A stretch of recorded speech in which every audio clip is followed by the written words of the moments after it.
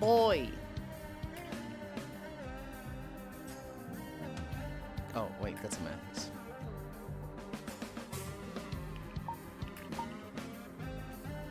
Hi, smile. Thank you. Wait, I forgot. I didn't fully finish setup. That's fine.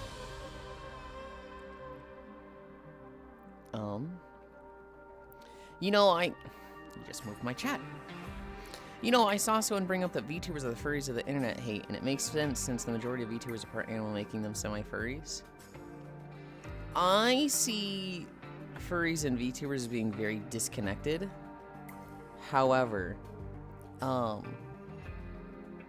VTubers are not just VTubers, but streamers are in a very, not even streamers, people are in a constant, like, strive to be, like, unique. And so, things that add, like, unique little modifiers to their OC, their persona, especially if it's something easy, it's just, they do it, right? And so, you see a lot of semi-furry models because it's very easy to add, like, cat ears and, like, be different in that way. A big one I always complain about is fucking heterochromia. When people have different colored eyes, I'm sitting there like, I just see it as a thing to, like, make themselves stand out. And so I see them as very distinct, though it is funny. Homophobia, I see. Oh my god. Why be a semi-furry when you can be a full-on furry? Because then you gotta spend more money. It's true, boy Keeney. Hi Trogdor. Hi Smile. Hi Elder. Boy.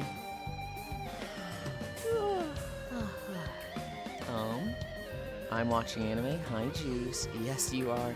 I just finished watching the VOD from yesterday. Hi Sen. Well, close enough anyway. Dude, it was so many trailers, Sen. I was so fucking dead by the end of it. Hi Bundy. Yulind is anime. Not Poggers. Hi Yulind. Hi Gana. Nopers. Nodding. Lurk homophobia eyes. Hi Ish. Good morning, Yulind. How are you? I'm good. I'm good. I was gonna do trailers again today. I was gonna do the Game Awards trailers, but I was like, you know, there's probably not going to be many game trailers from now until next Thursday, so I kind of just said, fuck it, we'll just do the Game Awards then. Honestly, you should have been watching Cairo last night, or somebody, but... That was one Freudian slip. Hi, Global. What was the Freudian slip? I didn't even catch it. I'm only here because I woke up at 6 p.m. That's so early. No, hold on. You woke up at 6 p.m.? Are you on like a reverse schedule normally? A few did stand out to me. I remember when my OC had heterochromia eyes, back when I was an edgy teen. But now I am mature, and the defining trait is my monster condom for my magnum dong. Okay, dude, alright. More than usual, but naturally happens with so many trailers. You said homo instead of hetero? That's not a Freudian slip. Homo means same, hetero means different. So I said homochromia. Wait, that's wrong, and I corrected it to heterochromia. Latin homochromia? That's just mispronouncing it. Well, not mispronouncing it. That's just saying the wrong one and being like, I don't know if that's really a Freudian slip. Anyway. Morning, Lynn. Ponyo, Lynn. Somebody redeem outfits. There's a new one. There's a new one in the list. Somebody redeem it. I'm very eager to walk with that one. I'm the trash fan. I come out and throw trash all over the ring, and then I started eating garbage. I don't remember when it was. Moogle's not an option, Global. Oh. You can read the 3 options. I know you can, Global. I believe in you. I raised you better than that. I didn't raise him at all. Normally I go to sleep at 2 a.m. and wake up around 10 a.m. or 11 a.m. So you would just be up at 6 p.m., right? I'm not redeeming outfits with safety shorts. Then don't redeem outfits. Shit yourself. But yesterday I woke up at 10 a.m., went to sleep around 2 or 3 because headache, then woke up at 6. The man wants Moogle. It doesn't matter if he wants Moogle. It's not an option. People need to be taught that, you know, when you're presented in options, you can't just go, but I want this. No, these are your options. I'd be spoiling him if I gave him Moogle. Not that I even have it. Yulind? Where does yellow come from? Imagine sleeping all day. Whatever option that keeps you from strangling the bunny. Really? I get Streamer's Choice Global? Ah, the screaming child at Walmart. Dude, I saw a story recently that was, this guy was at like a Walmart or something. And he sees this kid screaming, I want the Hershey's bar, I want this one. And the mom's like, come on, kid, like, you've already had too much sugar. And he's like, no, I want it, I want this thing right now. And the guy's like, so you're gonna beat the shit out of that kid, right? And she's like, okay, just, well, I'll get you one, just stop crying, okay? We'll get you one. And this guy's like, what? If she's not gonna do parenting, I am. And he's ahead of her at the line, and he's like, this candy bar, all of it. I'll pay $32 for every candy bar of this that you have. And just looks back at the kid. Hi, sleepies. I don't know, didn't one of your old models have yellow hair or something? No, none of my old models have yellow hair. The only color difference I've done with models is Goth. And that's black and pink. It's okay. Core taught me how to lay face hugger eggs. I'm going to show you. I'll give this femboy too much power. Should have said Goth. I don't know if Goth is an option. Is it? What do the 3 options say? I only remember, no, Christmas is one of them. Kimono is one of them. I don't remember what I had as the 3rd one. I don't remember if it was Goth or Maid. Soon we'll get a blonde Lind.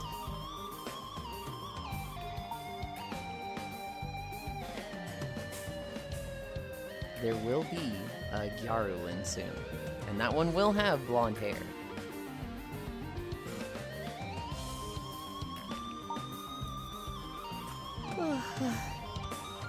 I have a Ghana-shaped hole in my heart.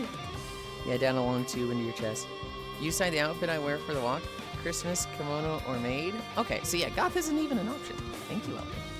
The options are Moogle, maid, Moogle, maid. I'm gonna stab you, smile. Yulind is gonna be wild. Global said whatever option that keeps you from strangling the bunny. So I assume that means whatever makes me happiest.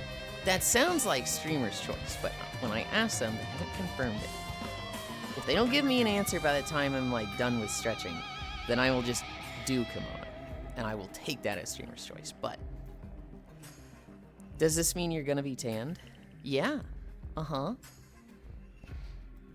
Either way, you're making that promise.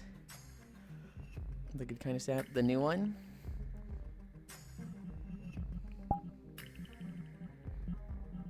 It is the new one. It looks really funny in the avatar preview. Oh, it's fucking short. I forgot to change that.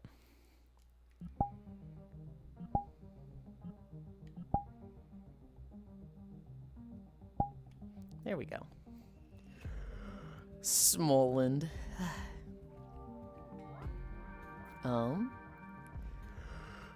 The good kind of stab? Maybe. We'll see. Either way, you're making that promise. Haha, small and short. Whoa, he got tits. That's a cute outfit. Nice, very nice. This is like the closest I could get with a like weeb outfit to like being flat. It's not as flat as I would like it, but it's also got some fucking stompers. Look at these things. That's a cute outfit. Well, we got tits. Nice, very nice. Hi, Kodiak. Yeah, no, this was like super easy to put together. It's also dirt cheap. This thing was like 200 yen, which is like, what? Huh? You never see an outfit that cheap on Booth, but all the other kimonos and yukanas, there was like 1 or 2 that I liked more, but all of them were like, nope, fat tits only. So it was like, well, we go with this one then. Well, New Year's is coming up and Kono seemed to be choice for one of the groups. Oh, really? Not beating the stepping allegations. Yulind got lore-accurate kimono sleeves. What are those?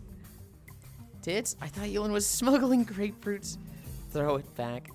Hi, Dova. We are not throwing it back. We are not throwing it back. I am not self-conscious. I am not so self-conscious and anxious that I won't absolutely post full, just degenerate Blue Twitch content. But I am too conscious and anxious to sing and dance on stream. What you got against fat tits? I don't want them. I don't have them. This guy stinks. This guy stinks. Let's see how scuffed this looks for a lot of the stretches. Long sleeve equals unmarried. Short married? Oh, I didn't know that.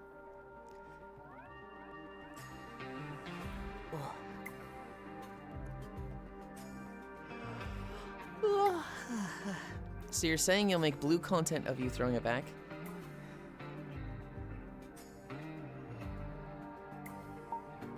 Trogdor, we're sending you back to school.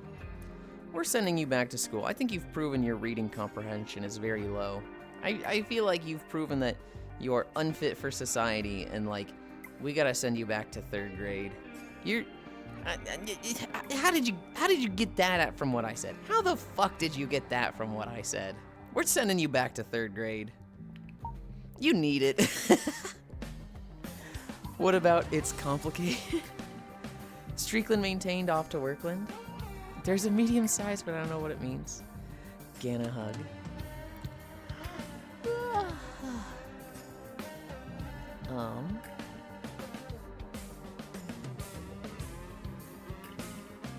Hi, Gana. Can't have anything here. Hi, Noodles. Elder, very smart. Okay. We did that. We're at arm pulls, right? Hi, Comey.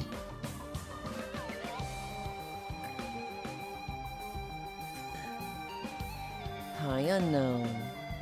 What a show last night, huh? The Game Awards was fun. The Game Awards themselves was like, sure, alright. But the trailers they showed, oh my god. The trailers were so good. Hi, Dark Pikachu. Hi, Zuby. Zuby, this is what you wanted. We did the thing. Oh my god, look at my fucking hips.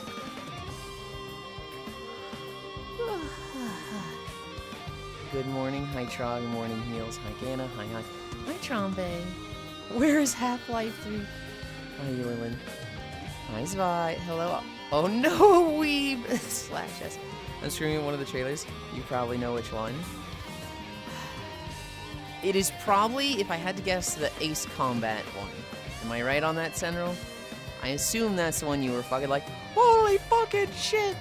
But there's, honestly, I can think of 2 or 3 that you'd be, like, very, very excited for. I'm going to miss Zuby. Dragon, also finish this show up. Okay. Warhammer 40k, yep. Imagine people flying from Japan for a 3-hour event. Hi, Yasu. I would hope they spent a few more days in Japan to do a few other things, but it was nice community daying with him. Shame we'll never see him again. Oh. Childbirthing hips. Hi, Zuby, real. Divinity, Star Wars, and Dragon are looking primo. Star Wars had 2 fucking crazy trailers. 2 of them. The things that I saw that was really like, holy shit. I'm probably gonna be playing Soulframe. Not that I'm that excited for it, but like, I definitely was like, whoa,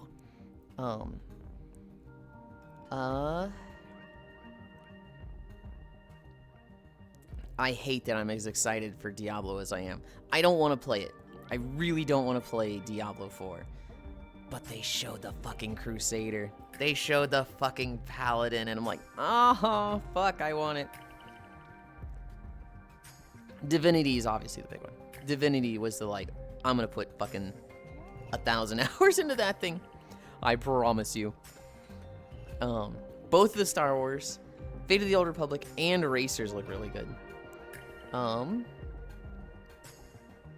else was there? Cairo really wants to play Out of Words together.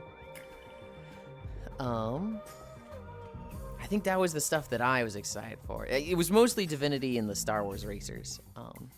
But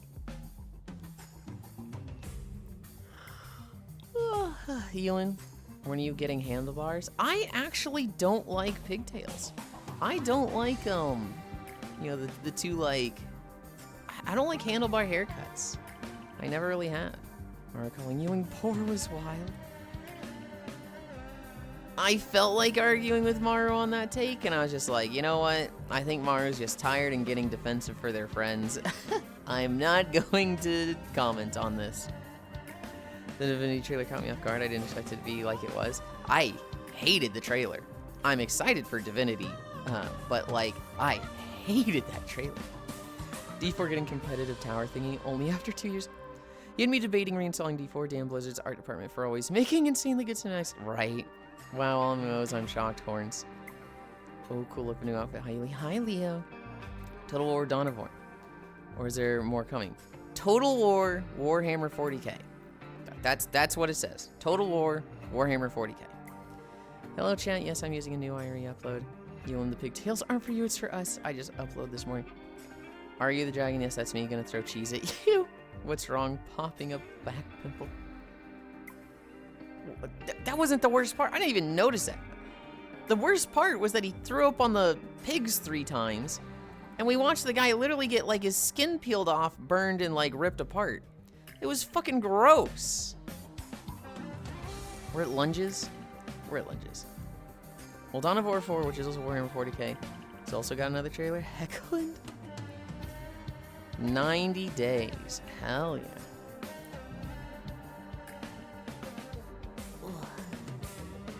What the fuck are you on about, Yulind? Did you not watch the game trailers yesterday, Gana? Because that's what we've been talking about the last, like, 15 minutes. There was a trailer for Divinity. And a guy literally, like, it was the most gruesome trailer I've ever seen. It was gross. No, I did not.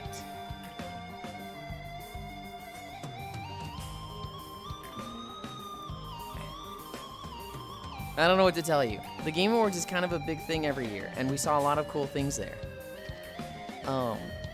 One of them was a trailer for Divinity. Not Divinity 3. It doesn't say 3 in the title. It just says Divinity. It looks like it's a... I assume it's Divinity 3. It could be a remake of Divinity 1. I have no idea. It just says Divinity. They do say it's going to be bigger than Baldur's Gate 3.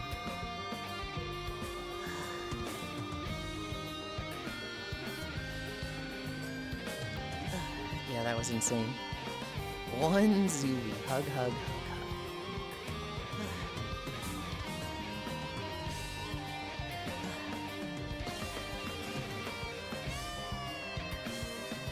Okay. We did our lunges. We're at squats. Oh. The egg returns. A singular techno-rave.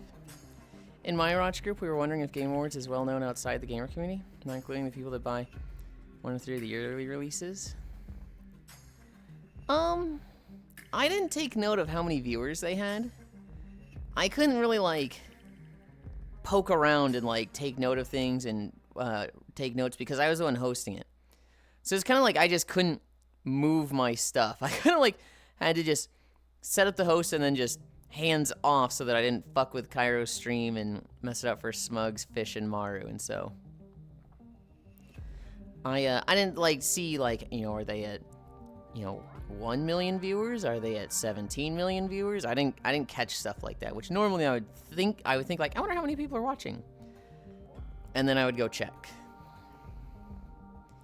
Like, if I ask a coworker if they watched the show, would they know what I was talking about? Egg Poilin returns. Can't believe it was Cairo's thing, but you were forced to host it. Dude, Gana, I was losing my mind at that, actually. Because Cairo's like, I don't know if I have the bandwidth to stream and to stream it to Discord, because I have only 10 upload. Yulind, can you host it? Sure, buddy. And then, like, there's so many people watching it that the stream itself hiccups. Like, there was like 5 or 6 moments of it just hiccuping and like freezing for a third of a second. Yulind, your internet, Yulind, I'm going to kill you, Yulind. And I'm sitting there just like, it's the fucking Game Awards. There's like, I don't know how many million people watching this motherfucker. It's not my fault. What do you want me to do about it? You asked me to host this. I'm gonna fucking kill you, Cairo. I was like, oh. 10 upload? That's 100 times my upload. Zuby, do you have like fucking satellite internet? Holy cow. Hi Ishmael. Hi Naoko Halari. Thank you for the follow. And there he is. Hi Cairo. Good morning, fellow Control resident gamers. Cairo, I was just complaining about you. Can't believe it was Cairo's 10 upload. What? I was getting a little irritated, Cairo. What did I do? You have low upload. So you had said to me, Yulind, would you mind hosting the stream on Discord for us? And I said, of course, Cairo. I'll do that for you. Hi, Harley. And so then I host it, and any little hiccup. There's like, Cairo, do you know how many people were watching the Game Awards? Because I don't. I don't know if it was like 5 million or 20 million. All I know is, whenever there's a big event that has that many people watching it, shit goes wrong, okay? For all intents and purposes, the Game Awards went off fucking flawless this year. But it has like one little hiccup for a third of a second, and I'm getting the, Yulind, your internet, Yulind, fix it, I'm going to kill you, Yulind. And I'm like, what? Do you want me to blame Geoff? I don't think you need to blame anybody. It could just be, oh no, this little thing happened. Is it that bad? Oh geez, why am I getting blamed for it? Poiling Jump says hi. My upload is counted in KBS still.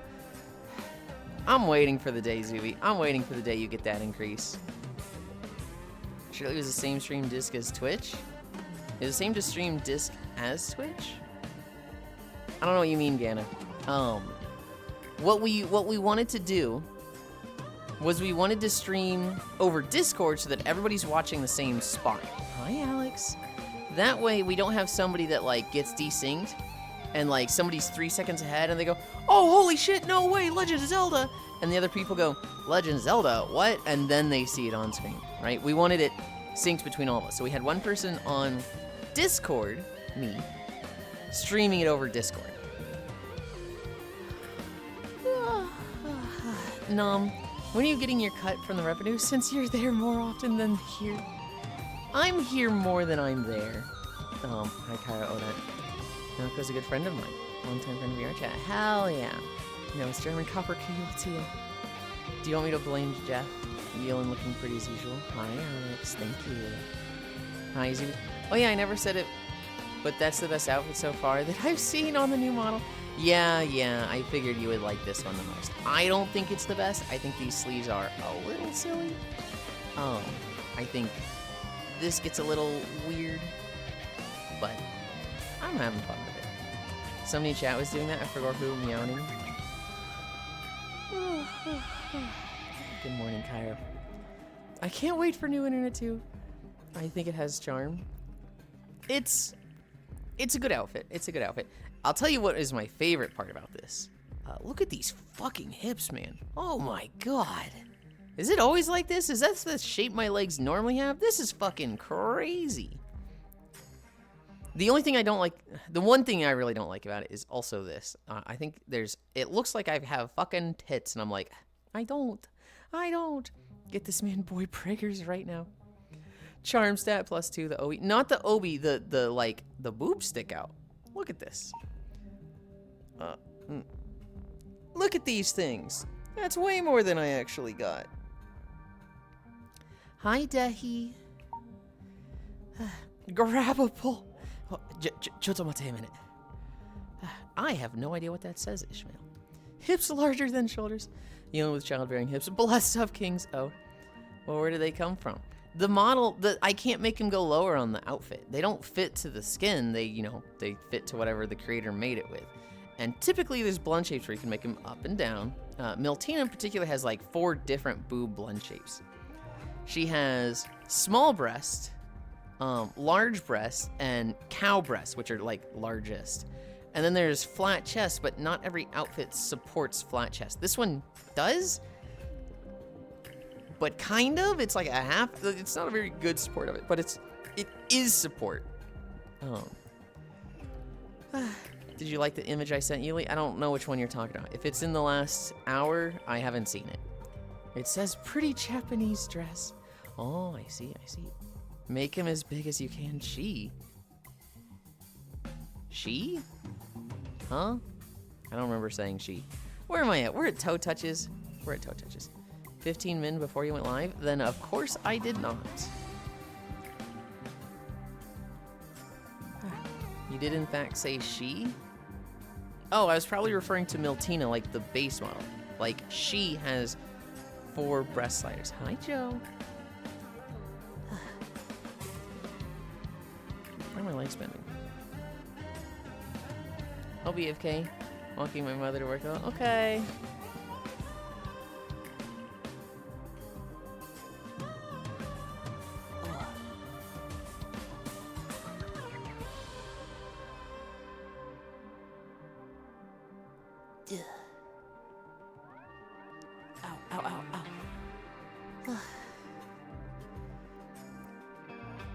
You won't have back problems in VR, so might as well make them big. Although flat is cute too. I have a lot of friends that like just fucking giga tits. They enjoy having that in VR. For me, I kind of make my VR chat model what I see myself, like what I want it to be. No, I don't have hair like this. And my body, well, if you've seen my body, you know. My body isn't quite this much. I don't have hips this wide with a waist this small. I do have a bit of an hourglass, which for a boy is kind of fucking crazy, I feel. But, it's, you know, this here, I'd love to have this hourglass shape. Yulind, what's the issue? That's fine, I just got annoyed when people demand I make mine larger. I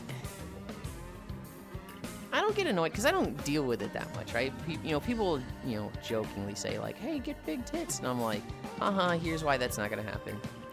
I've never had anybody like really push it. I've never had somebody be like, you should get big tits. Not going to. No, but you should get big tits. I said no. No, but I really want you to see with big tits. I've never like dealt with somebody being pushy with that. If I did, well, it would get shut down.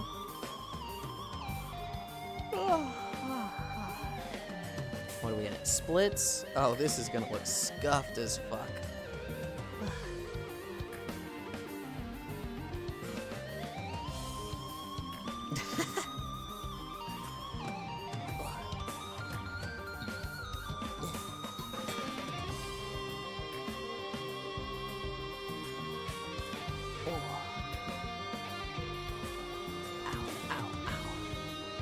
The poor fabric.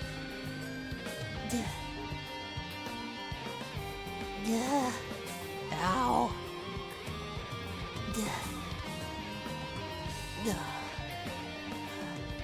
Gonna get blown away by the wind. But when they tell you to make the ass bigger, you go, hell yeah. No one tells me to make the ass bigger.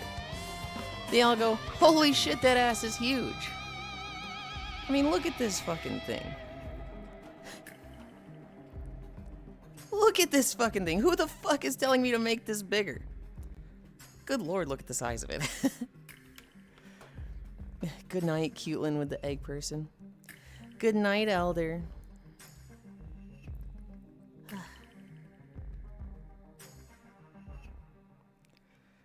Me, more. Well, we just ignore everything Cairo asked for. Gonna get blown away by the wind, but then they tell you to make the ass. As predicted, an entire workspace has the plague. So it's work from home day. That means nap time. Yippee! Won't be here for the live, but good luck with the 15-minute planks. 15 minutes plank! Hang on, buddy, hang on. Good night, Yulind with the tiny egg person. Oh, that's a dumpy. Cairo again, a man of the people. Hi, Wrath. That's Goldilocks size. We'll never get to see the tattoo with the huge bow. There is a tattoo. You're right. You'll never get to see it with a huge bow. I'll tell you what it is. I tried finding iconography from Okami, and I could only find the logo. And so then I looked up the Celestial Brush, and, you know, there's a bunch of, like, different spell things you can do with the Celestial Brush in Okami. And I would have loved to find, like, a visual of each of those symbols, but I could not. So I just made it myself. I made the cherry bomb symbol, which is just a circle with a dash that hooks at the top. And so I have the cherry bomb symbol as my tramp stamp, which, I mean, eventually I'll make a not safe for work version of this, which I guess people will see it there if I ever take off the dress in front of them, but...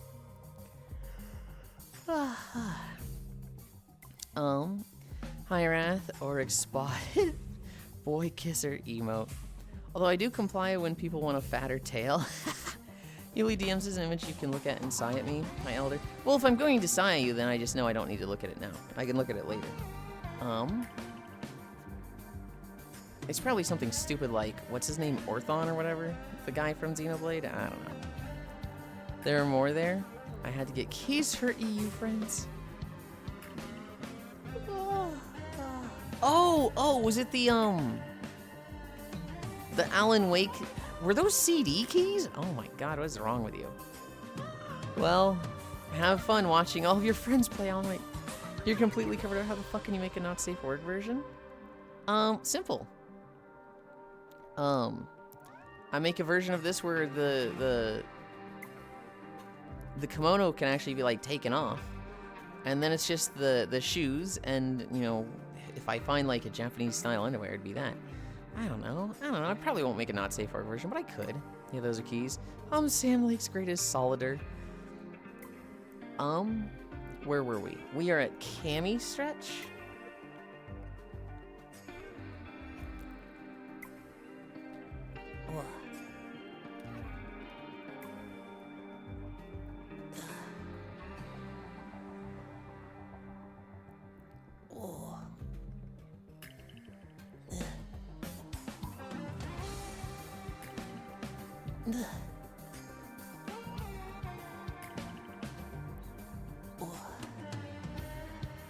Do the thing where it can slide down your shoulders. I would love that. I don't actually have that with this outfit.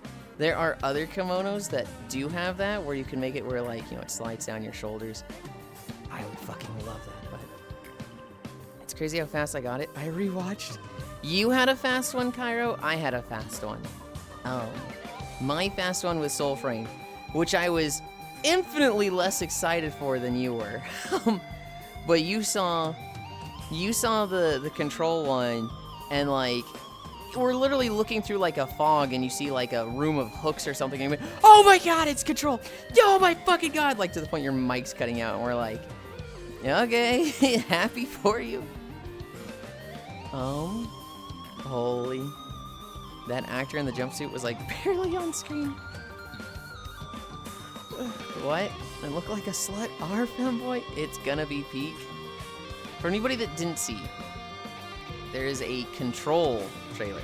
But this time, you don't play as the sister. You play as the brother, who, I don't know anything about Control, but he's got like fucking imagination powers, it seems like. Because he's just like, yeah, I need a big hammer. He makes a big hammer in his hand, bonk, and he's just like being fucking crazy and just doing shit with his mind. Cursing Control is actually the most excited I've seen him. I feel like I've seen him more excited for like maybe one or two things, but that was definitely a top 5 Cairo Auric excited moments. Squats. 1, 2, 3, 4, 5. The one I got was Soul Frame. Soul Frame came on screen, and everybody's like, ooh, what is this? Ooh, this looks weird. I was like, yo, this looks like Soul Frame. Ooh, this is kind of weird. Oh, it's kind of mystical. Ooh, and then Soul Frame pops up, and I was like, yep, called it. I need to finish Control. Basically, both the siblings have SCP powers. Oh, that's right, the girl didn't she? I'd forgotten about that. But she had, like, a lot more muted powers. She's just, like, I'm gonna pick up this potted plant and throw it at you. Whoa, I didn't see that coming, did ya? Haha. Takes out gun. Pew, pew, pew. Whereas, like, the guy was doing a lot more crazy shit, I feel. She has telekinetic powers mostly, yeah. Doesn't she also become, like, the leader of the control building or whatever? Or, like, I guess a big person in it. Yeah, she is the director. Okay. 1, 2, 3, 4, 5. So a woman becomes the director and then everything falls apart. I see what you're saying. I see why you like this game, Cairo. The funny gun she has basically picks the new director. The funny gun? I don't know about the funny gun. Insane statement, Lamel.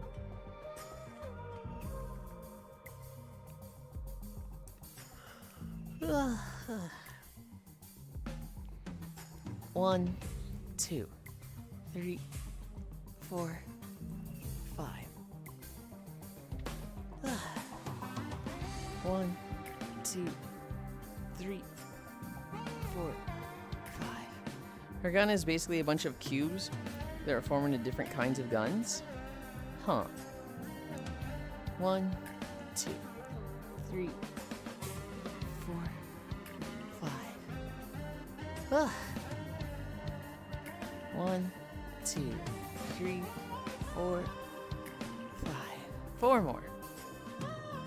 Pistol, shotgun, etc. I'm excited to watch that trailer again. The vomit trailer. Dude, the Divinity trailer was so gross. Hi, Broily. Hello, cute, adorable, fluffy Yulind.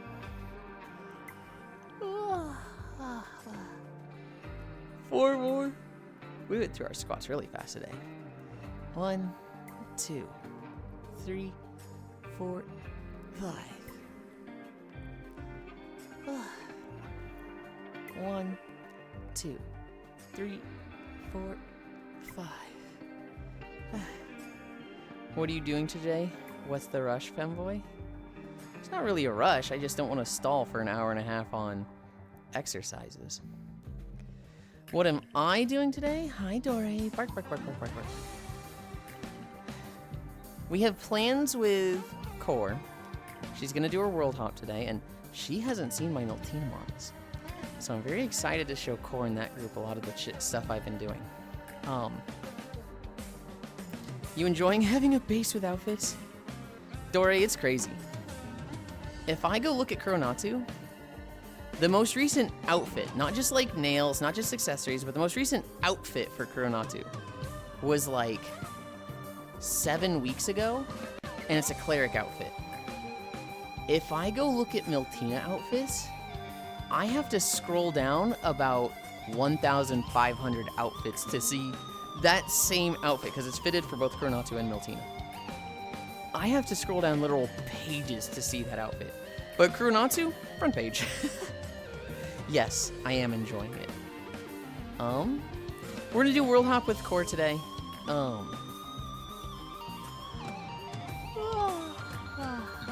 I would like to look at Zenny's thing today as well.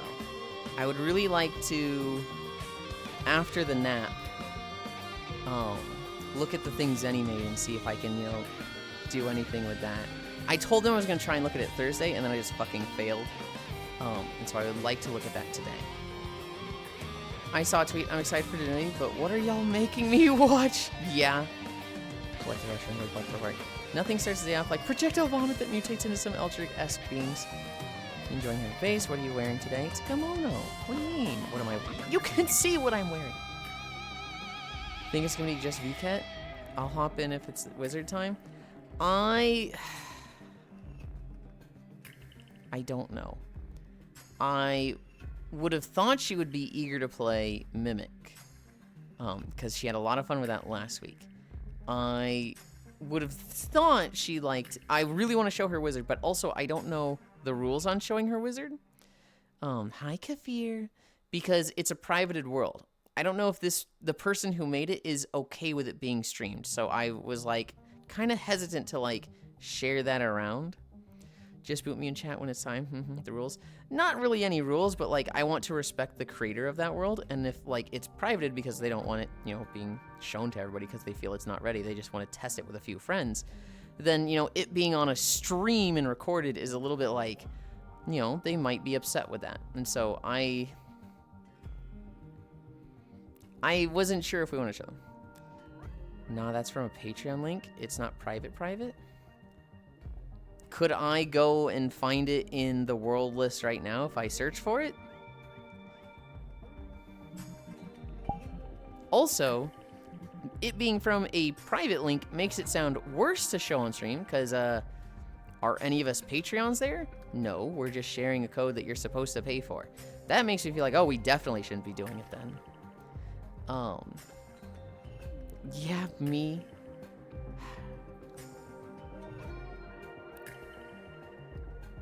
I am hesitant. Hold on, wait, hold on. That raises another thing in my mind. How the fuck are people upset with Mimic having a battle pass that's completely free, but they're like no issue with Wizard Arena or whatever, where it's like you have to be a Patreon to even get a link to it? That's less of an issue to them? Hang on. That's some shenanigans in my mind. No, I don't know what we're gonna do. I told her I wanted to show her the world. I don't know if she wants to stay all night there. Half of the Mimic Pass is paid, what do you mean? No, on the wall, it's all free. The wall's all free, and then there were Patreon stuff. But, like, you could Patreon subscribe, and stuff is unlocked. But there was, like, the wall that's, like, you get the little orb things, and you get these for free. And then, like, that was it. There was just, you get special things for being a Patreon. But, like, the Battle Pass was all free. You literally can't play this world, though, the Wizard World, unless you have a Patreon link. That's a lot more egregious than, like, little cosmetics. People hear the phrase Battle Pass and lose their minds. Yeah, Maltine is the second or third most popular current base. I thought it was, like, the 5th. Either way, with all the bases, that's still a pretty good spot to be in. It's got, like, in the list of, like, I open up all avatars on Booth Explorer, there's 6, and it's the 5th one. It's like, all right, I can click on this one every time. I very much doubt there will be VateCat. Really? Okay. Just put me in chat when it's time. The rules. Because it's early access? I look at that and I'm like, that's... Really, why so? People do the phrase... I look at, like, early access or not, having to have a Patreon link for it as, like, more money grubby than a Patreon with special skins. I see this as like, hey, this Wizard game that was really fun, I want to play it. Oh, I don't know the person who was hosting it that I joined off of my friend that was playing with. I have to go pay money to get it myself. I see that as a bit money grubby. Would BCAT be its own dedicated day? No, she would just do it on Fridays. I'm curious as to why Sen is saying they don't expect it.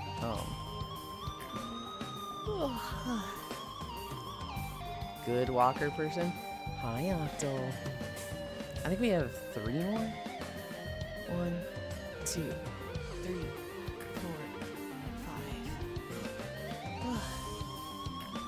5. 1, 2, 3, 4, 5. Coronetta has been running through the backlog.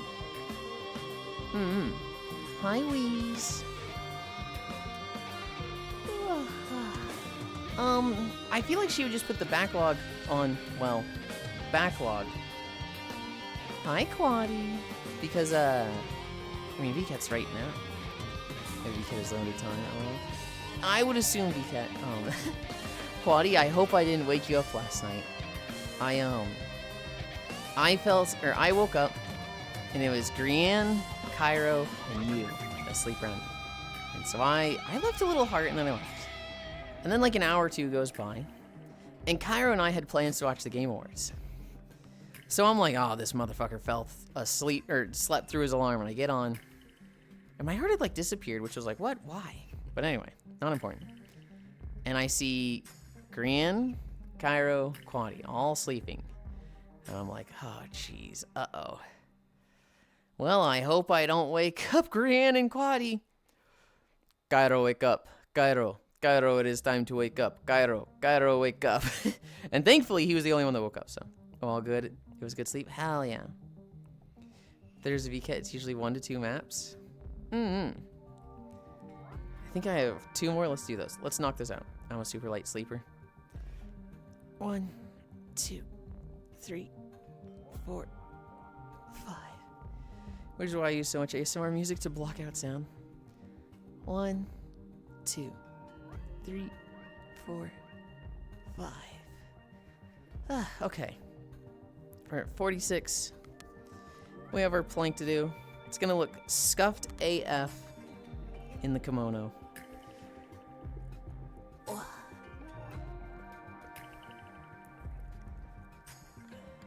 It's actually not that bad.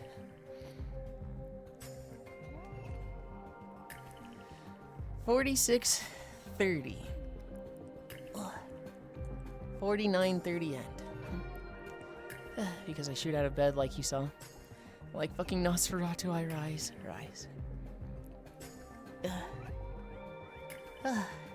God damn it, he said the word rise.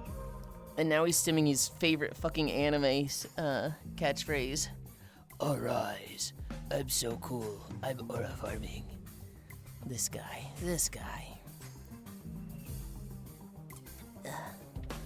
30 seconds down.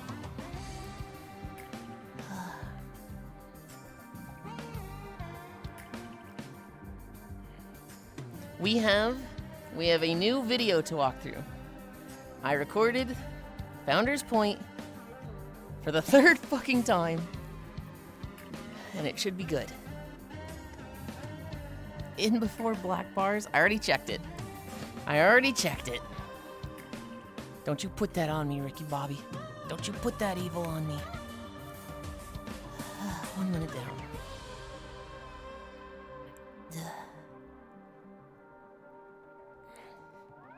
Hey. Hi, Trogdor. Keep it straight. It is straight. Fuck you. Trogdor, you're that fucking Pro ZD sketch of the guy watching Iron Chef. And he's like, oh my god, plate the foods. And then he opens his microwave. Present it properly. What is this, amateur hour? Drops one of his Totitos on the ground. Oh, picks it up and eats it. Straighter than Yulind, at least. What the fuck?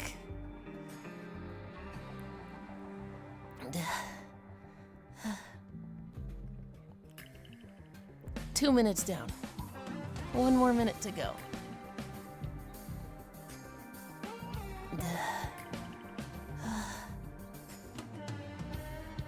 Oh, it hurts. 50 seconds.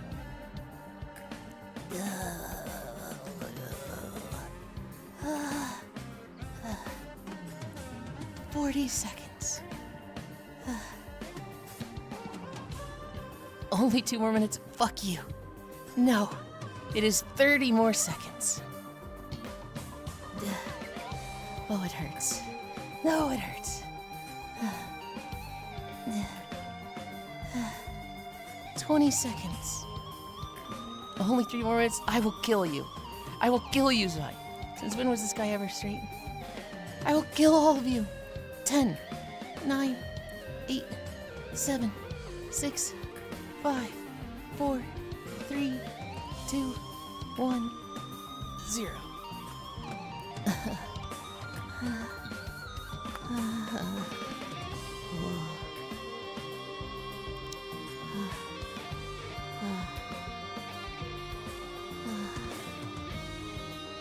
Good. When he was in middle school. I don't know, there was never a big moment of like, oh, I'm fucking gay. It was kind of just like, guy butts different than girl butts? No, I kind of liked that. Oh, isn't that gay? Oh, I liked doing this Blackrock Depths dungeon in World of Warcraft as a healer and being told, good job. And then, you know, /E cups your ass. But at that point, I still wasn't gay. Although that is a pretty fucking gay thing. You guys wait there. I'm going to adjust my trackers. Hi, Kumi. Open RP wiggles your balls. Cairo, you're bad at RP.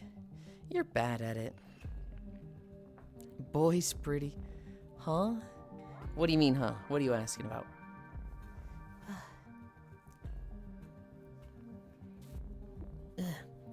Sit on the Yulind while he planks to straighten him out. What's wrong with cupping your homie's ass? Well, nothing so long as they're into it. You gotta ask about that shit first. You can't do a whole, you know, hey, let's shoot our shot with this one. That's something that you get permission for that shit first.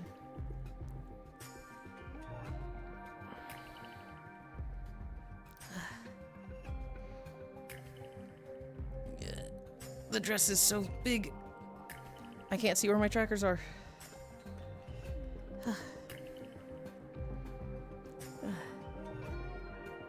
The healer thing? Okay. So I like certain types of attention, right? I like praise. I like not so much worship, but like body worship. I like being sexualized. I like it when people like are so attracted to me they can't help themselves. And so I was doing this dungeon. It was Blackrock Depths. It was in Burning Crusade. I'm leveling a Holy Paladin. I've just joined this leveling guild. The tank is a prop paladin. We'd spend hours in Blackrock Depths for like days, and we did this for like a week straight just leveling. And at one point, we're fighting a boss, and one of the DPS fucks up. Hi, doll dummy. I like your dress. Thank you. It's our first day wearing it. One of the DPS fucks up, and they run too close to a patrol. This patrol doesn't run straight into us. They go around some stairs and pull two other groups into us. So we have the boss adds, and like 3 groups of enemies now fighting us. It's a lot. Knowing I'm a healer, am going to pull threat just healing people. So I don't give a fuck about the DPS. I just run to the tank. They're a prop paladin. They've got consecrate down. I just stand on the consecrate and I just fucking spam heal the tank. I just start fucking like pumping them with heals. And I get threat. They go to me. They get hit by consecrate. They get hit by the prop paladin AoEs. They start hitting the prop paladin. All the threat goes to the prop paladin. He's taunting things at ranged. And, like, eventually gets to the point where, even though I'm ignoring myself, my health, you know, stabilizes. It gets to, like, 40% and then stops. The tank, who has, like, a boss and 4 groups on him, his health is going chunk, chunk, chunk, chunk, chunk, chunk, chunk, chunk, chunk, chunk. Like, I'm bombing him with heals and keeping him up. Ads start dying. The boss dies. We clear out all the mobs. And this was Burning Crusade, so this is when, like, you pull a bunch of extra packs you should expect to win. But we pulled it off, we did it. And I was like, holy fuck, this group is so good. Like, the DPS are fucking patting themselves on the back like they think they did anything. And the tank, he's the guild leader, and I'm like the new healer that's joined like 5 levels ago. And him and I immediately are like best buds, and like we just run everything together. He's like, damn, good job, Rosario. I did not expect to live that. /E cups your ass as a reward.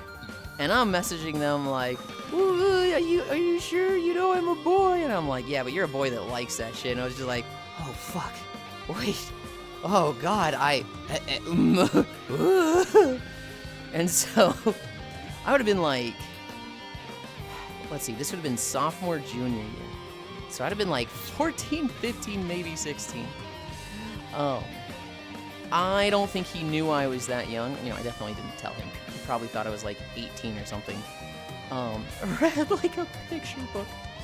I was definitely hiding my age at that point.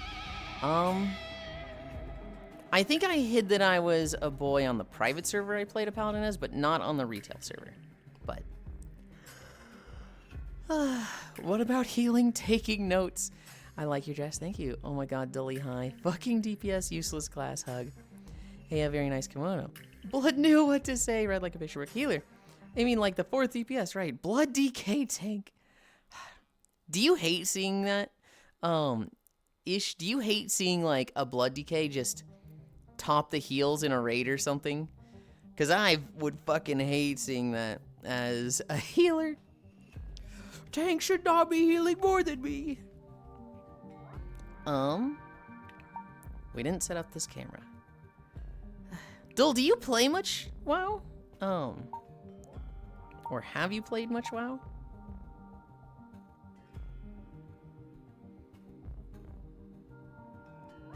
Oh. That's good, I like that.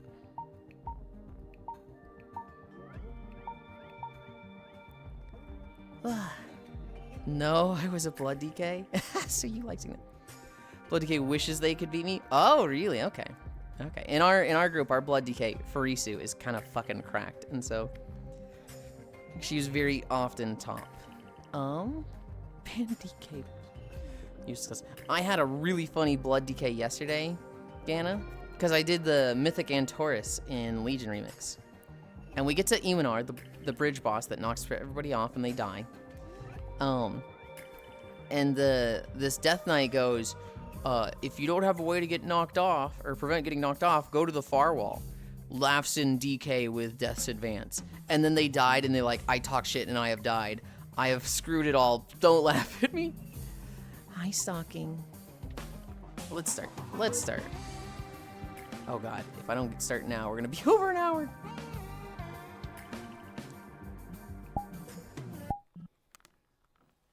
Okay. Oh, I forgot to bring up the thing. We finally have this video. Oh my god. This is the housing zone. I topped the healing in heroics, was so silly. The only pay where I get hound in certain high keys, and their health pool jumps around when most of the damage is strictly to them.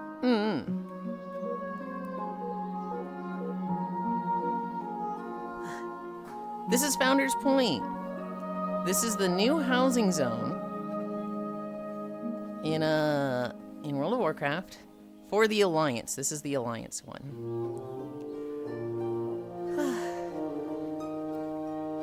I was banned from healing for any groups. I had the leftover gear from our RCC raid and was barely able to heal dungeons. Oh no.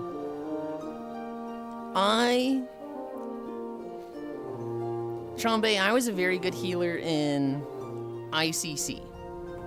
And then I didn't really heal for Kata. Is it loud, by the way? Wait, is the video choppy for you guys? Let's go house time, but yeah, I played late classic. Video's fine, looks fine to me.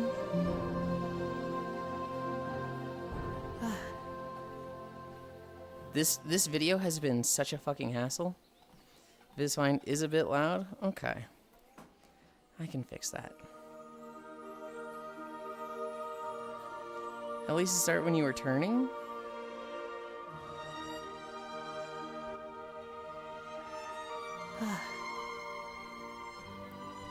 I did use DaVinci to edit it instead of Filmora. And so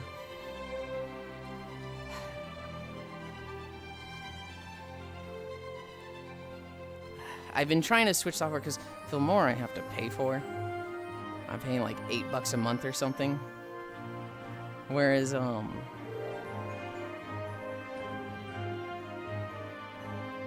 DaVinci is free. I like Filmora a bit more. Just, well, one, I know it, I'm a lot more familiar with it. But there's one thing about it that's like really fast and easy. Man, I don't like that my sleeve is clipping through the bow. But I really like don't want to hold my hand up like this for 3 hours. I'm just gonna let it clip. At least start, you were turning. Looks okay now though, wow. My Yulind. I tanked for the same group of people from the end of Classic to the end of Kata. I have a very storied WoW career. That's a bouncy bow. It is very bouncy.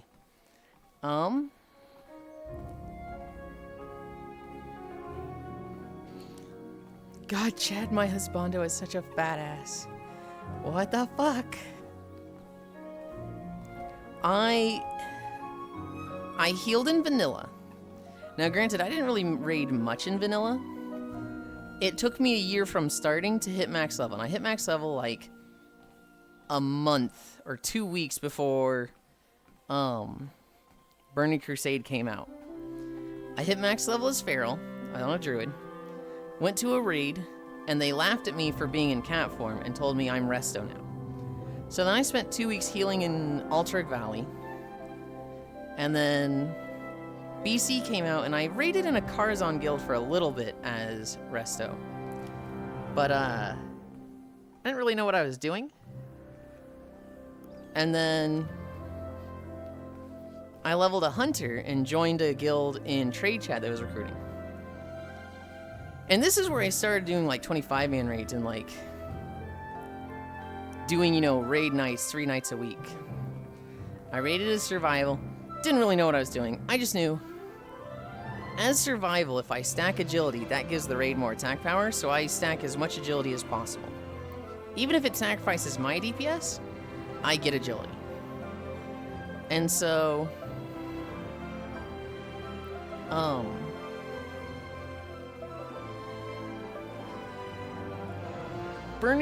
at the very end of Burning Crusade, I switched to Prompt Paladin. An ex-boyfriend teaches me how to play the game, you know, do research, enchants, gems, all the things like that.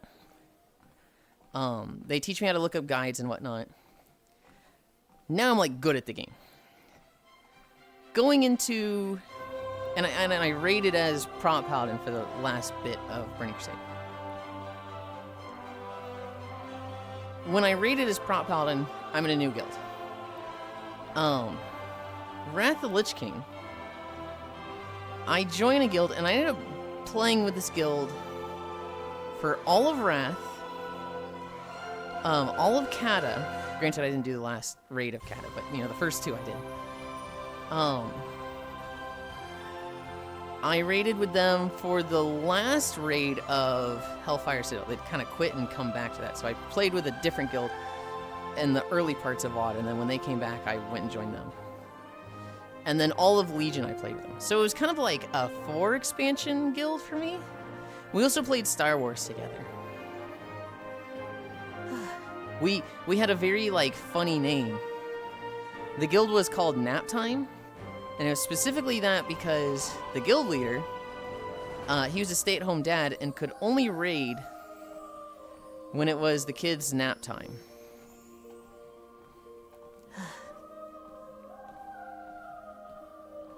Look at your ass in this fit, man. I fucking see it, okay? I fucking see it. That can one really do be leaving nothing to the imagination.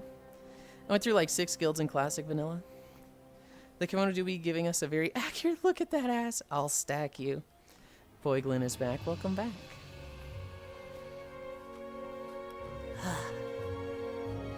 There's 6 sections of Founder's Point.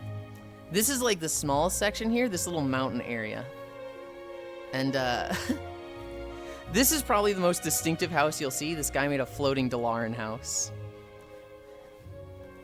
Can we see it more though? See what more? The kimono? What more do you want to see? Just sway more for me? Oh my god. Look, I don't know how media does it for even 30 minutes. I can't do it for 5. Fucking like... That shit is so ridiculous. How? They want more of that butt. They know where to see it. They know where to see it. Trogdor just hates me and won't get on VR chat. Yeah, totally the kimono, not the ass. Hi, XTD. Stopping going for a second. Good to see chat being chat. Hope you're having a good walk. You never get on. You never get on even in desktop. Why not?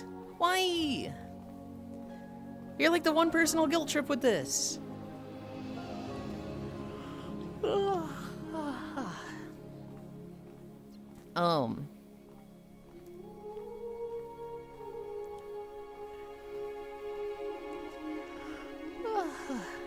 need to send a message to somebody. They call me Sam Lake's greatest solider. It's 85% off. Good lord. Good lord. Where's the one I'm looking for? There they are. The kimono is cute. It just gets overshadowed by Yulind's dumpy. I wish I had had more options with the kimono. I literally, like, only could do this one of the, like, 20 options.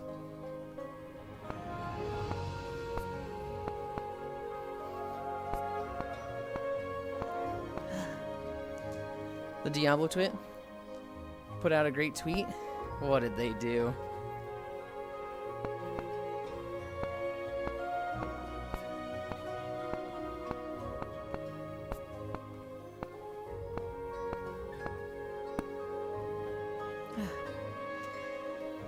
At Diablo, all I want is a paladin class, and they quoted with, "Here, damn." Really a shame that's the case.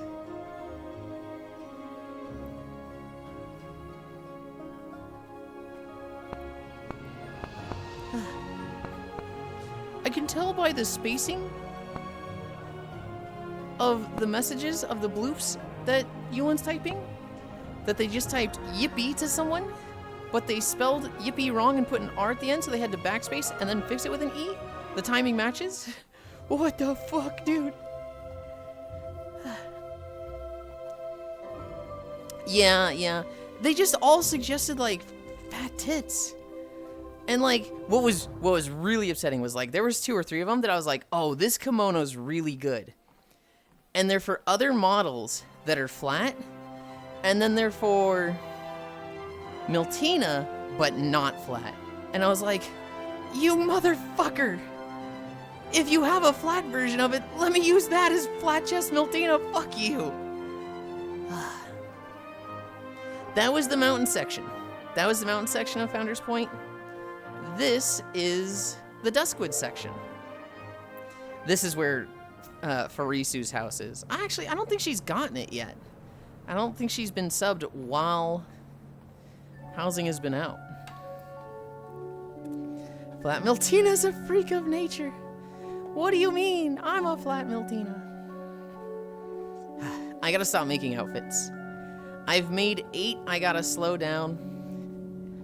And I gotta wait for menu to come out. That's what I really should do, is stop making outfits until menu comes out. And then learn the mochi fit process. Because, like, that'd be stupid to make 20 outfits for Miltina and then switch, right?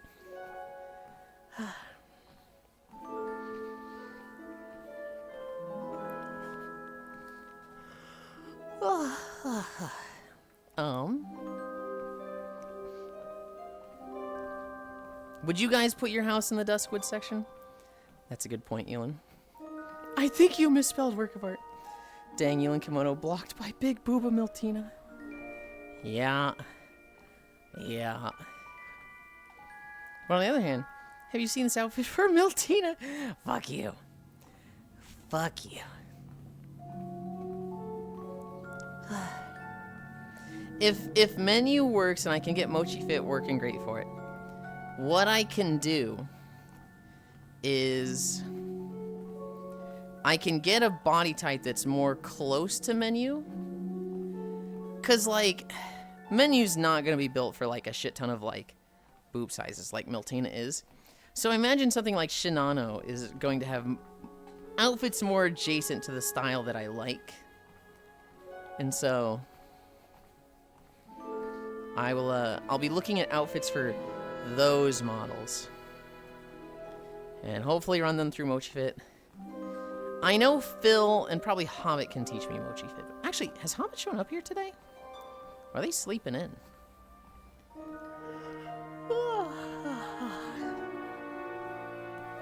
That's what I should do. Is there anything that, like, I really want to set up with Miltina? I do want to set up some not safe for work versions. I want to set up not safe for work version of the beach, the reverse bunny. What else would be a good not safe for work version?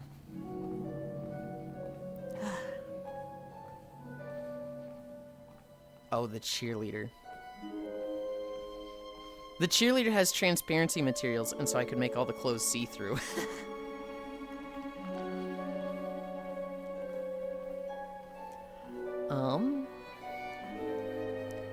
I don't know. We'll see. For now, I feel like I should step away from avatar work. Just for a little bit. Not entirely, but just slow down. That way I can focus on videos that I've been talking about for the past 3 fucking months. I can look at Zenny's thing. I can look at Blue Twitch. Setting up Blue Twitch should be a priority.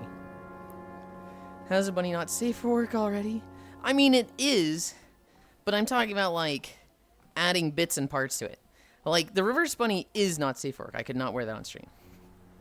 But I couldn't ERP in it. I ain't got no dick!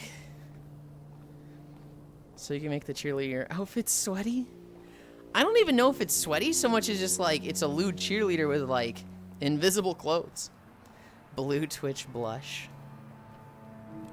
You read that wrong, Yulind? But on the other hand, have you seen this outfit from a team? How is the bunny not safe for work already? I did not read it wrong. It is already not safe for work, Ganna. I would not wear it on Twitch.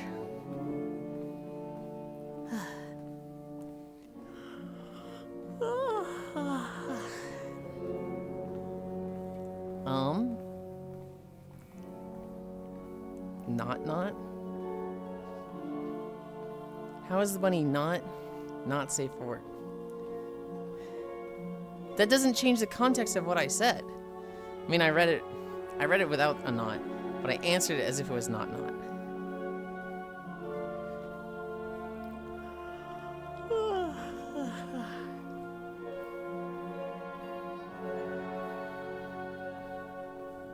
Also, either way you ask the question, whether it's not or not, I answer it the same way. I hate being told I read things wrong when I don't. I hate being told that. Oh my god, I get tilted so easily. I used to think I was the most calm, collected, reserved person. Nobody could push my buttons. I have thick skin. And man, I think I get tilted easily, guys. Even though I was trying to imply it was safe for work. It's the reverse bunny, specifically. Miltina, I don't have a bunny outfit set up for it. I don't have, like, a... Well, you know what I mean by bunny outfit. I only have the reverse bunny, where it's, like, the latex legs and arms, and it has, like, a pasty down below and a pasty on the tits. You played LOL. We know you are toxic. Hey, by LOL standards, I was not toxic, okay?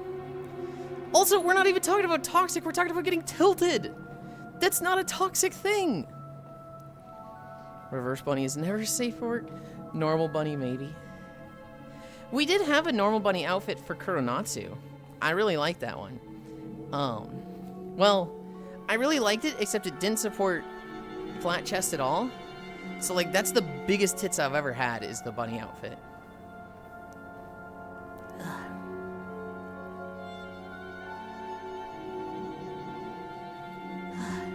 I'm excited for menu. This part of the walk I don't really like. This part right here, I walk right up to somebody's house. And it felt like there wasn't really a good spot to walk up to and end. And this is just such an outlet that, like, dead ends. It was like, I guess I can end here. It's always them lacking a flat chest version. Yeah. Kuronatsu didn't really have a flat chest. She just had, like, she went down to A cups. So, like, even at my flattest, it was like, I still had some fucking chest lumps. With Miltina, it's been really nice just literally being flat. I'd like it to be a little less flat. I'd actually like it to be, I don't know what's smaller than A cup. I do want like some, I like saying puffy femboy nipples. I just didn't want it to be like literally A, almost B cups. I can't do that with Miltina, because Miltina is built for like gigantic giga tits. So if you put her tits at like 5%, it's like from the shoulders to mid torso that it starts moving out. And it's like, hang on. A minus cup, maybe? You can add more A's, double A, triple A, etc. Is that what you actually do for breast sizes? I didn't know that.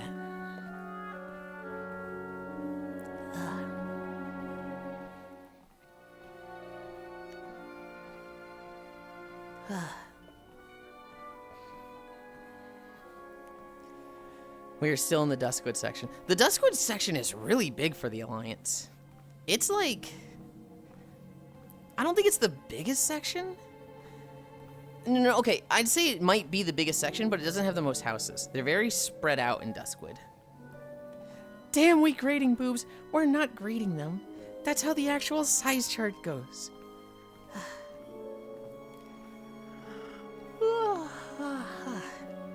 Doesn't an extra letter bigger size do? Like you have D, then DD? Wait, hang on. I don't know how boob sizes work at all. I know A, B, C, D. F? Are there E cups? I don't even know if they're E cups. I've heard of H cups. No, I think I've heard of like Z cups, which is like, holy, what the fuck?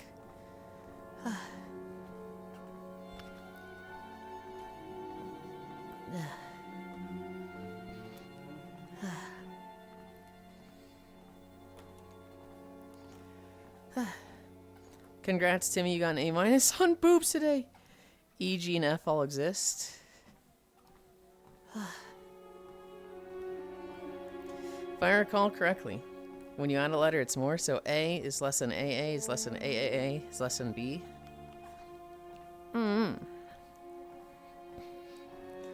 I think DD is bigger than D, but AA is smaller than A. That's so fucking confusing. I could Google this, but that's boring. Of course. When you have to use the search bar, you're admitting defeat. Anytime I'm sharing my screen with somebody and I refuse to use the search function, Yulind, just search for it. You've scrolled up and down past it 3 times. Just use the search function. No! I will not admit defeat! No! That's how I saw it.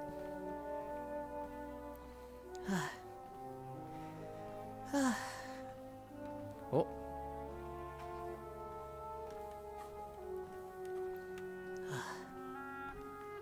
I want a drink.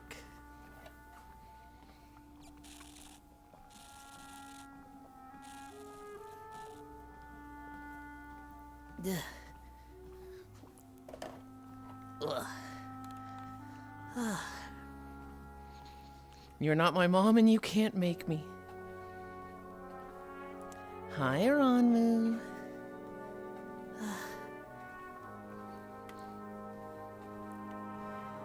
Guys, I'm trying to be cute.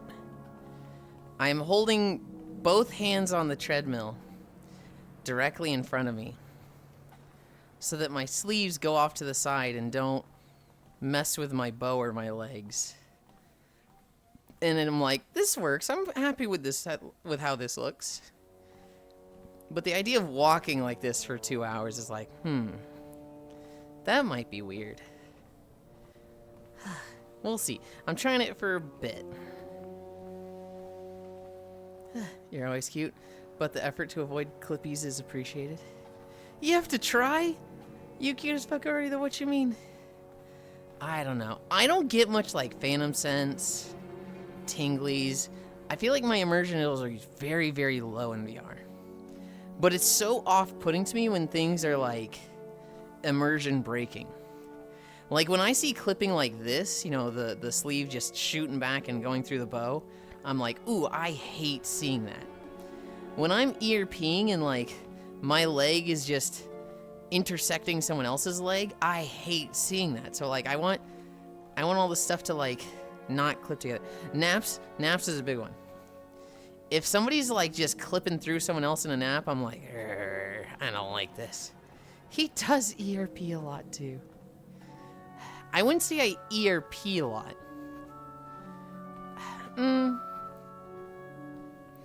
All right, non-looties mute for 3 minutes.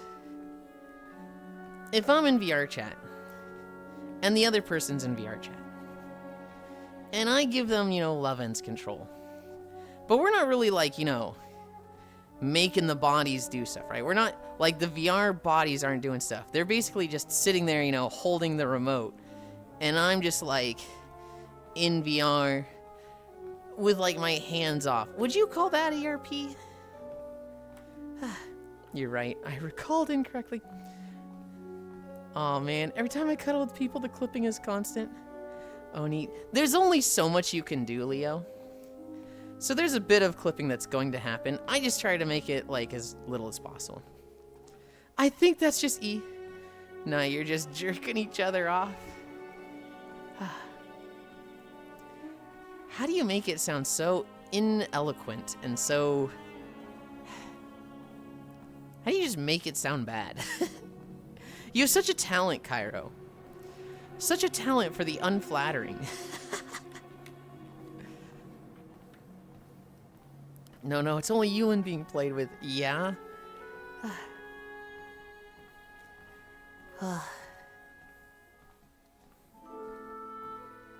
I can be a flirt when I want. Yulind, bad news. I got a date for the War Thunder event. Why is that bad news? That's awesome, Noodles. Just imagine Cairo doing a promo. I used to have no fan sense, but drugs overcame that. Drugs overcame that! The 19th I lose my sanity. Oh, I was thinking like somebody was like, hey, Noodles, do you want to do the War Thunder thing together? And it was like a date, like a people date. But it's just like a time date? I mean, that's fine. That's awful news. Good morning, Hobbit.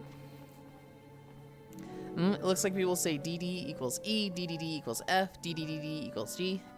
Then after that, you see the H cups. Yes, what? Wait, you don't lose your mind every day? Am I alone here? You think War Thunder players can get dates? Yes, of course they can. Because there's more than one War Thunder player. Do I think, like...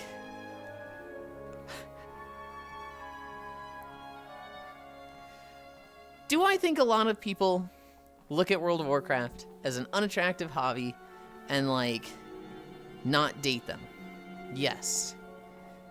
Do I think girls play World of Warcraft too? Yes. Does that mean guys that play World of Warcraft target girls that play World of Warcraft? Uh-huh. They can get laid still. Same thing with War Thunder.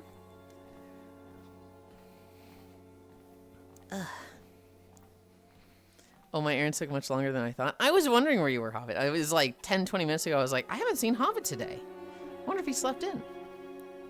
Assuming they are in prison due to leaking documents, yes.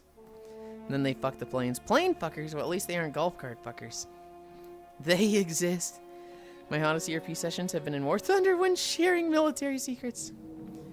Yulind targets greenskins to murder. I do not. I do not. Is there anything I target to murder in WoW? Maybe murlocs.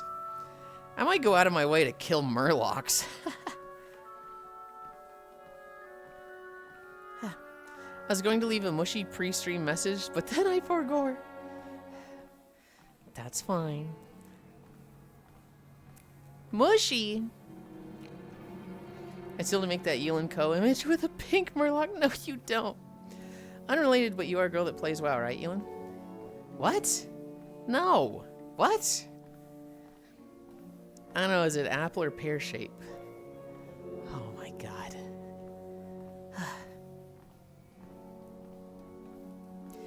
Where did that come from, Gana? Unrelated, but you are a girl that plays WoW, right, Yulind? I'm gonna ban this guy. I'm gonna ban this guy. Let's talk about the Game Awards. I forgot to write down the actual awards one. I think everybody knows what happened. Expedition 33 won 9 categories. It won 9 fucking categories. I think the only thing it didn't win that it was nominated for was Player's Choice, and that's because it was a gacha live service game that's like, hey, go vote for our game and we'll give out currency. He fucked Miss Biggie. Control Peak. Unrelated, but you are a girl, right, Yulind? I was feeling sick and fell asleep. The worst she can say is no. For context, the closest game to the record was The Last of Us 2 with 7 wins. Damn. Yeah, Expedition sweeps. I don't know if I expected it to sweep that hard. I kind of expected to get like 5, maybe 4. And then give a give me to some of the other games, like, you know, maybe best action or maybe the best music goes to Hades. Maybe best indie goes to something else, right? I expected a bit of like, hey, we're going to give a lot of the games, like all the big ones are going to get at least one. But no, if it was an option, 33 took it. I did not think The Last of Us 2 was that big, to be honest. Like Kingdom Come deserved RPG. I heard a joke they should replace Best Indie for Best AAA. Holy shit. That's funny. Yeah. It's weird. This was a damn good year for games. Donkey Kong was good. Mario Kart was good. Kingdom Come Deliverance was fucking amazing. Silksong, fucking amazing. Hades 2, fucking amazing. Death Stranding 2, fucking amazing. Expedition 33 was just a special kind of fucking amazing. Console games wins. No, Expedition 33 also lost Best Audio Design to VSS. Oh, right, you're right. I was thinking it got nominated for 11, didn't it? But I saw that it won 9. You're right on that one. Damn good year for games. Not a good year for PCs. I mean, it depends on what games you played, right? Because Hades 2 is on PC. Oh, no, you're talking about PC parts. Yeah, no, that's for sure. Between GPUs and RAMs, holy. Now, if you need to buy memory, said several times, but people gotta remember that normal people tend to play 5-6 games a year, and E33 is definitely one of those games.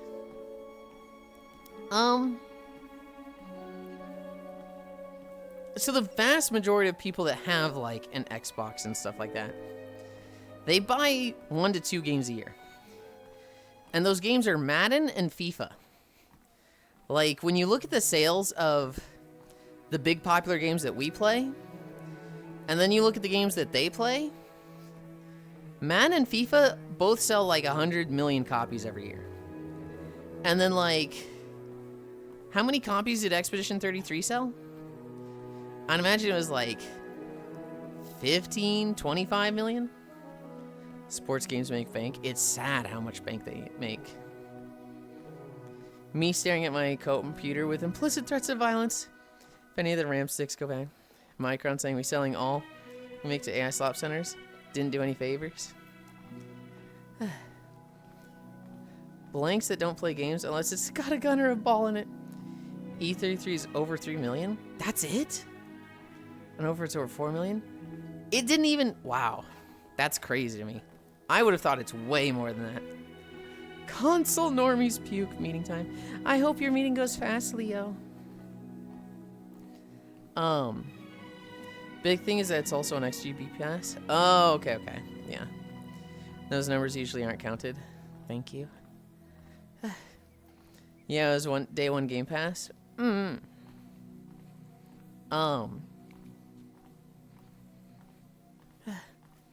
Because that's where I played it too. It's, yeah, no. For the actual awards, Expedition 33 fucking cleaned up.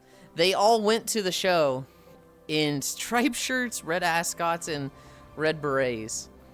They literally had the fucking you know, we're French, hun hun hun. And like you could just pick them out in the crowd at any moment. And then they just kept going up on stage and be like, wait, we're winning everything. They came French as fuck and I respect it. Dude, it was awesome. French invasion on stage. I think Cairo made the joke at one point. Is this guy gonna give a speech this time? He's been up here 3 times now. He's been on stage 3 times. It was, yeah, the awards were good. The trailers, I mean, the trailers, you know, the stuff that we all cared about. Holy moly. The first one was Solasta 2? Which, admittedly, I don't even remember anything about it now. They should have kept thanking everyone and getting to the point of thanking their dogs and their dogs' breeders. The joke I made, Hobbit, was wouldn't it be funny if, like, they just gave the same speech every time? It's wild Solasta is getting a sequel, because the first one was mid as fuck. There was no law. I wrote all the like trailers down, but I was like, there's so many that I can't really write a little thing to remember on each one. So I'm like, wait, shit, which one was no law? I should just go look at these. I should just go like bring up a thumbnail of them. Let's do that. I thought no law was more cyberpunk, just not from CDPR. See, I just don't remember it.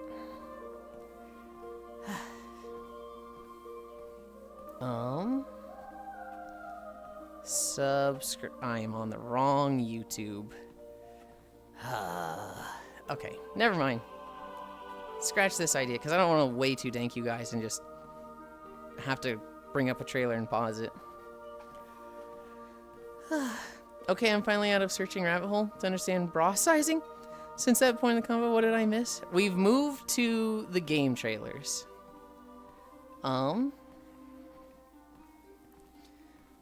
These are out of order. This is the order that was uploaded to my game trailers YouTube. Warframe.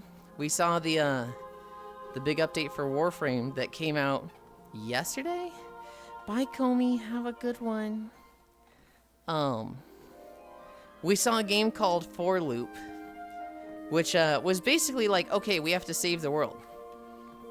To do that, you're gonna go try and stop the bad guys. And when you die, we've found a way to record all of your genetic information and memories. So we can literally 3D print you. So go get your ass kicked, we'll 3D print you. And then go get your ass kicked but less, and then we'll 3D print you again when you die. And then just keep learning, and eventually you'll beat the enemies. And like, they didn't really show much of the combat, they just showed a guy dying over and over and then getting 3D printed over and over. Interesting idea. This was the one that Kyra was like, this feels corporate. This just feels like I don't care. Because it straight up had backdrops that were just from Cyberpunk, even down to the afterlife. That's a game from one of the directors from Left 4 Dead. We saw Saros, which, I think that was the game where he was like, everything's gone to shit, director. And he's like, well, I'm gonna fix it. I'm gonna remake the world and make everything perfect. And they all seem like they're dealing with fucking Cthulhu brainworms and going crazy. That's how Corpos view his presence. House Marquee Peak. We saw The Free Shepherd, which Spacefish was fucking crying at looking at this because she's like, that dog is so cute. It's literally the fucking shepherd game. You play as a shepherd dog. I don't remember. Did it get paranormal? Did it start getting weird with like aliens and monsters and stuff? I want to play shepherd. It looks fun. Maybe it didn't get paranormal like that, but it was just like, oh, this is just Northern Europe, and then it gets like the fucking Arctic, and we're like, never mind. I don't believe so. It's pretty straightforward. I think the environments got a little crazy for what we were expecting. For real life, they were kind of crazy. The Coven of the Chickenfoot. Alright, this one looked fucking cute. You play as an old grandma who has chicken legs. But you also have like a companion thing that's like an Abomination Wendigo chicken thing. I want to play that game. Coven of the Chicken Foot looked super cute. A big one.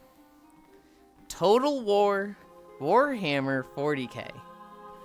I don't understand Warhammer. I don't understand 40K. I feel like the special thing here is that it's Total War plus Warhammer 40K? Has Total War like not... does Total War... have they not done Warhammer 40K before and done like different facets of the 40K stuff? I don't understand Warhammer and 40K. 40K has a lot of story. It was just like, I don't understand the connection. They did Fantasy Warhammer? Okay.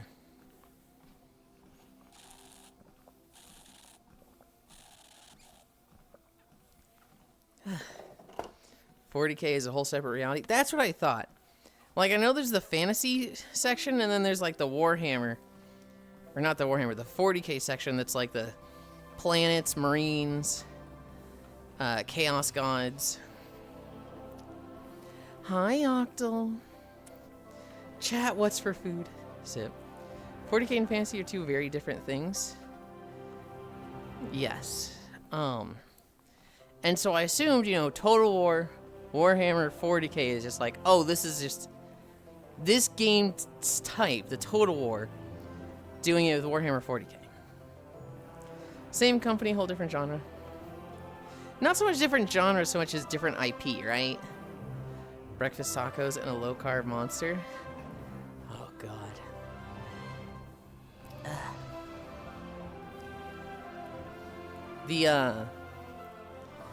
Another... They're both dark fantasy. Just one is high fantasy, one is sci-fi. Yeah. That might win. The next game... This was pretty fucking big. People were cheering for this one. Star Wars Galactic Racers. So not pod racing. This was not pod racing, although it has pod racing. But it had a lot of speeder bikes. It had a lot of just like racers. I thought it was pod racer. I did too. I was definitely hearing pod racer sounds, and I saw a pod racer too in it. There was definitely like, that machine that I'm looking at is a pod racer. And immediately started babbling with people about how fun the pod racer arcade game was. I was looking at it and I was like, hang on. Is it not pod racers? And Kyra was like, Yulind, it's Star Wars. What do you mean it's not pod racers? I'm like, look at that fucking brick right there. That's literally just a fucking, like, taxi cab. The old pod racer game did have non-pod racers in the races. Did it? I thought it only had pod racers. The original N64 pod racer game was so fun. I played the original Nintendo 64.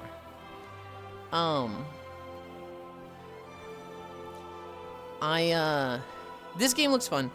I really like that they're doing, like, the multiple styles. I like that it's gonna be pod racing. I like that it's gonna be standard racers. I like that it's gonna be speeders. I thought that was cool.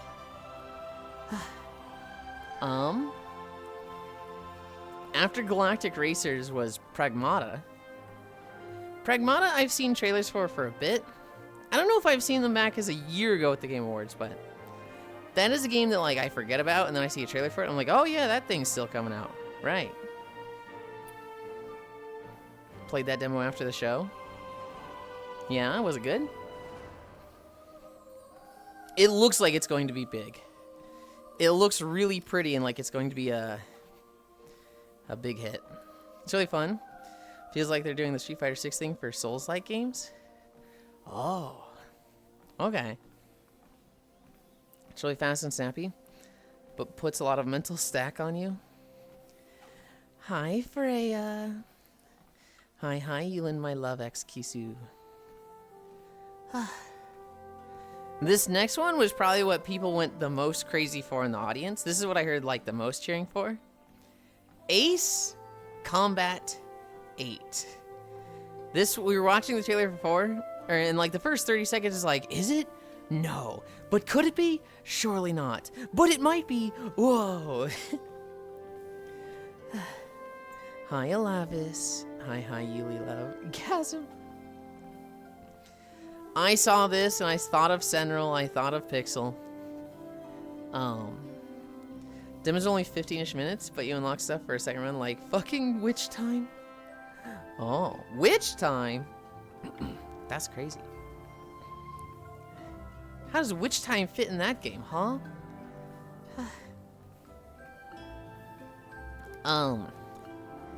Ace Combat looked good. Ace Combat 8 looks really good. The next game was... God. Just when you dodge something, everything slows down? Oh, okay. Didn't Pokemon fans were happy there wasn't a Pokemon Gen? I don't know if that means there's not going to be a new Pokemon in the next year. But yes, I could see them being like, oh my god, they're not rushing this one. Mino, right? Well, nah, you're good. Brian really doesn't... So you can just unload? The next one was out of fucking nowhere. And definitely everyone in the call was like, huh? Okay, thanks.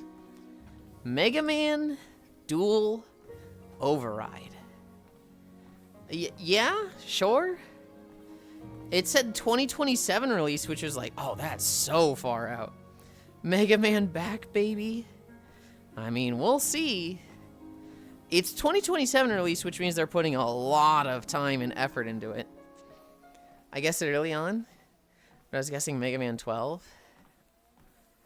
I have never played a Mega Man game of that line. I played a lot of Mega Man 0.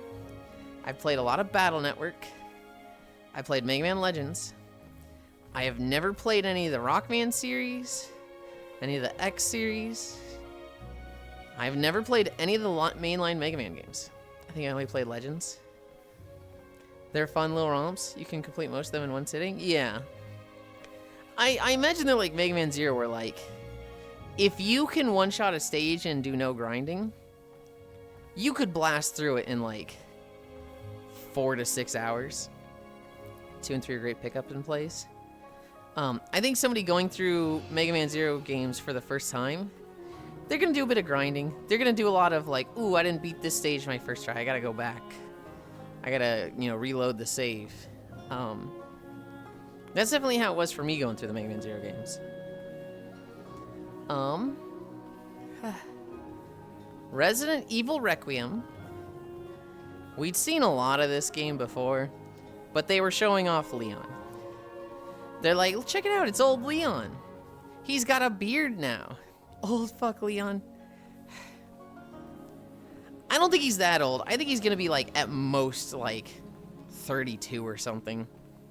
He was straight up doing some crazy, like, spin kicks. That's like, you're not doing that at 40. Hit a beer in 6. Is Yulind a fake fan, bros? Yulind's not even a fan. I'm just saying, he shouldn't have been as agile as they were showing if it's old as fuck Leon. Them doing 2 separate stories again is crazy. He just saw the Resi 2 porn and called it good. I don't even like the Resident Evil porn. Which is a shame because there's so much of it. But like, most of the Resident Evil porn is just like a girl getting their head fucking sucked up by a monster and then like fucked, and it's just like, ugh. It's like you gotta be into fucking gore porn to like Resident Evil porn. Hi, Archangel. You don't like Twink Leon crazy? No, I don't like Twink Leon. Yeah, that's on you. I don't look up that shit, Lamau. I don't look it up either. I just come across it. N4 Leon is 200, having learned from Master Roshi. My Resident Evil lore is very iffy. Hasn't Leon received an injection that limits his aging? Hi, Yulind. Lick!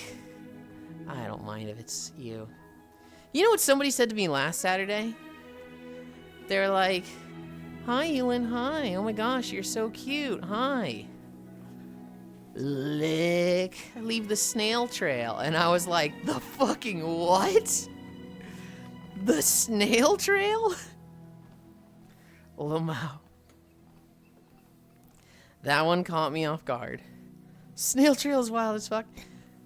I can't be like, this fucker's gotta learn personal space. I was absolutely flirting with him. So I can't be like, this dude's like unhinged. I blocked his ass. Unless it's in a movie, don't believe so. That's Jill. That means something else where I'm from? Oh, what does it mean where you're from, Octal? Because what I assumed it meant was just like, I'm licking you and leaving a trail of saliva.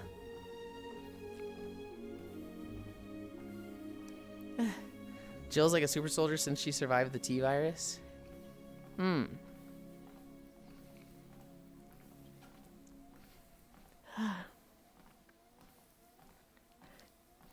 don't know. I had Cairo in my ear going, old fuck Leon, old fuck Leon. And then there's a clip where like, he's shooting a zombie, he's shooting another zombie, and then one gets close. And he does a fucking like twirl, he does a spin kick, where his foot is literally like by his head. Like his toes would be touching his forehead as he's kicking, and then his heel drops down into the zombie's face. And I was like, Jesus Christ. Yeah, that's Leon. I feel like old fuck Leon should not be able to do that. The snail trail is something a chick leaves behind. Due to reasons. Okay. Okay. Yeah, I think that's just one of those multiple definitions things, Octal. The Melee movies he was doing was jank as fuck with screams.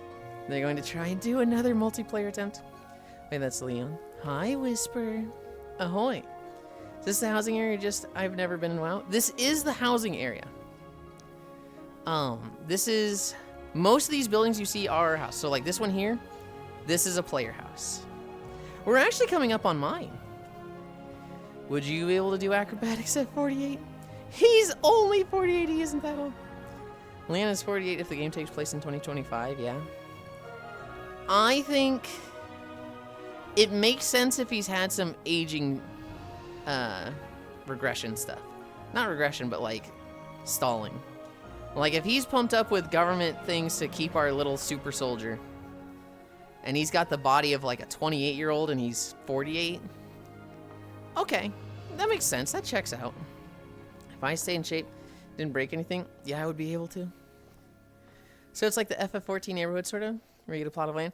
Kind of. It's a lot easier to get a plot of land. However, decorating it... I was going to say it's more expensive than Final Fantasy XIV, but in Final Fantasy XIV, it can be pretty expensive. You have to go buy every furnishing, so... I see the old Korean ladies doing flippies and dippies. At the park, it's possible. My house is right down here to the left. You can kind of see the chimney there. The red roof. That's my house down there. I didn't really, like, stare at it and show it off.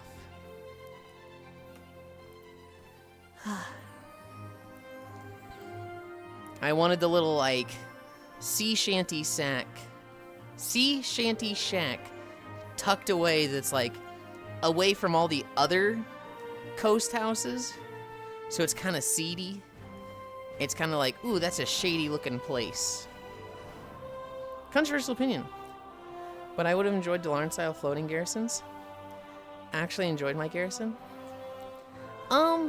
You can make floating houses. You can absolutely get your house floating in the sky.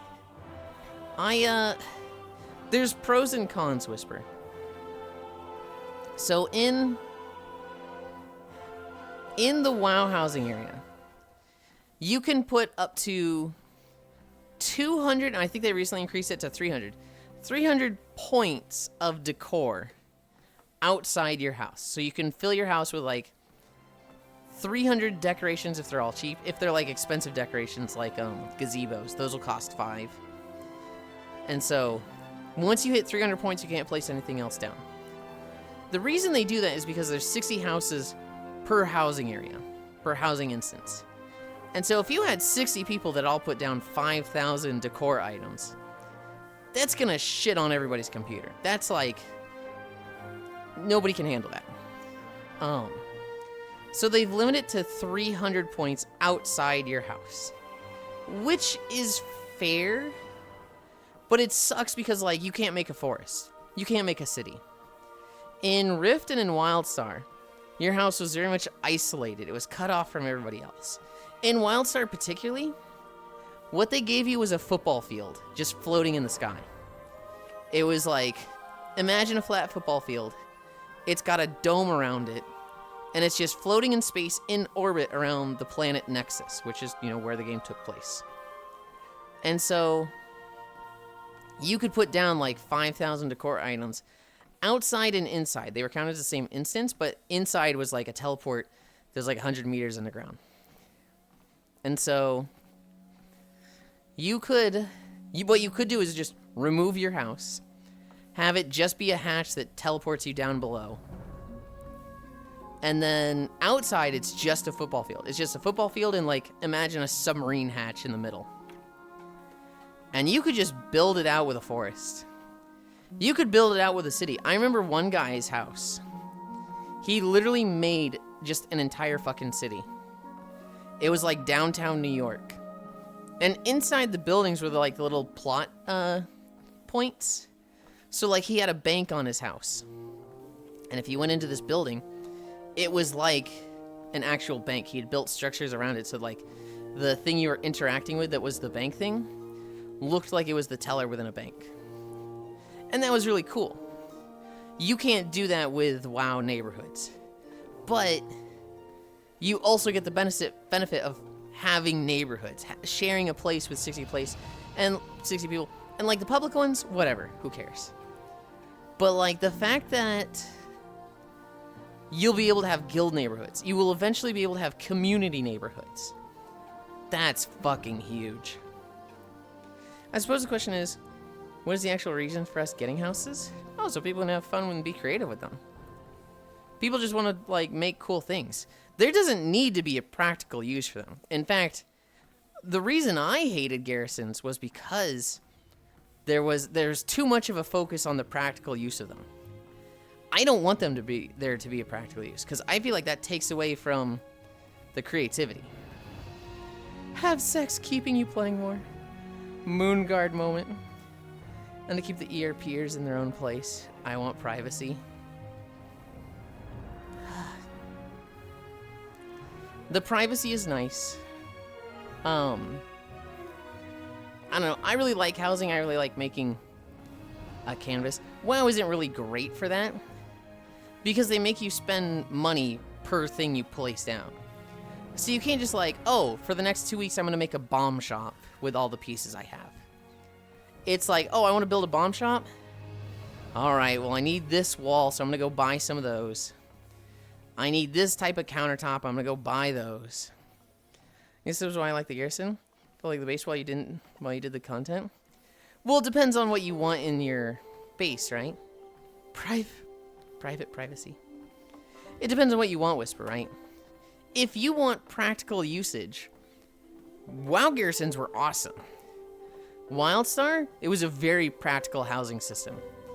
Lost Ark, an extremely practical housing system. I think Black Desert Online, the housing is pretty practical as well. I don't want it to be practical. I want it to be just a canvas for art and creativity.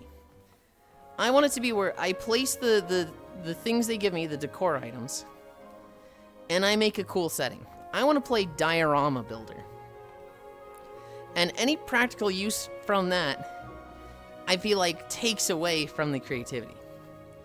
Like, in the garrisons, oh, you need to have 2 large buildings, 2 medium buildings, and 3 small buildings?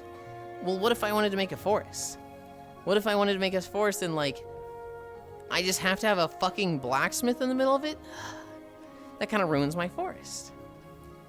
And so, for creativity, I think the WoW one is pretty good. Final Fantasy is pretty good. Phantasy Star Online 2 NGS is the best one. Like, that one's just hands down the best. Wildstar was good, but it was sometimes restrictive with the creativity because it did have that practicality stuff. You could just not use the practicality stuff. You had the choice, so that was really, really nice, but I think it's best when you have the option. Rift was really good for creativity. I guess the happy medium would be taking the garrisons and giving you more control over the creativity. If you could remove the spots in the garrisons, if you could just like, hey, I don't want to put a large building here.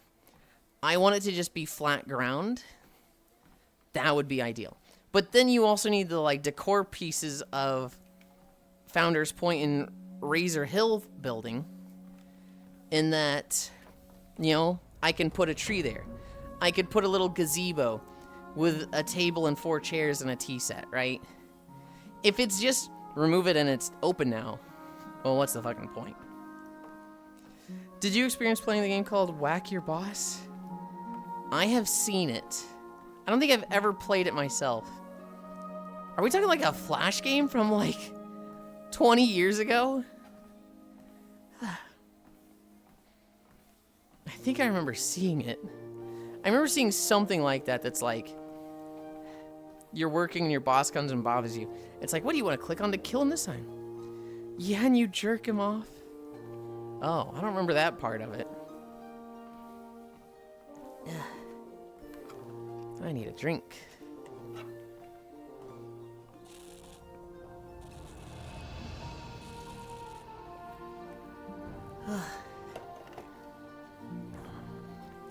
Kyra, why are you always so ready to talk about jerking people off?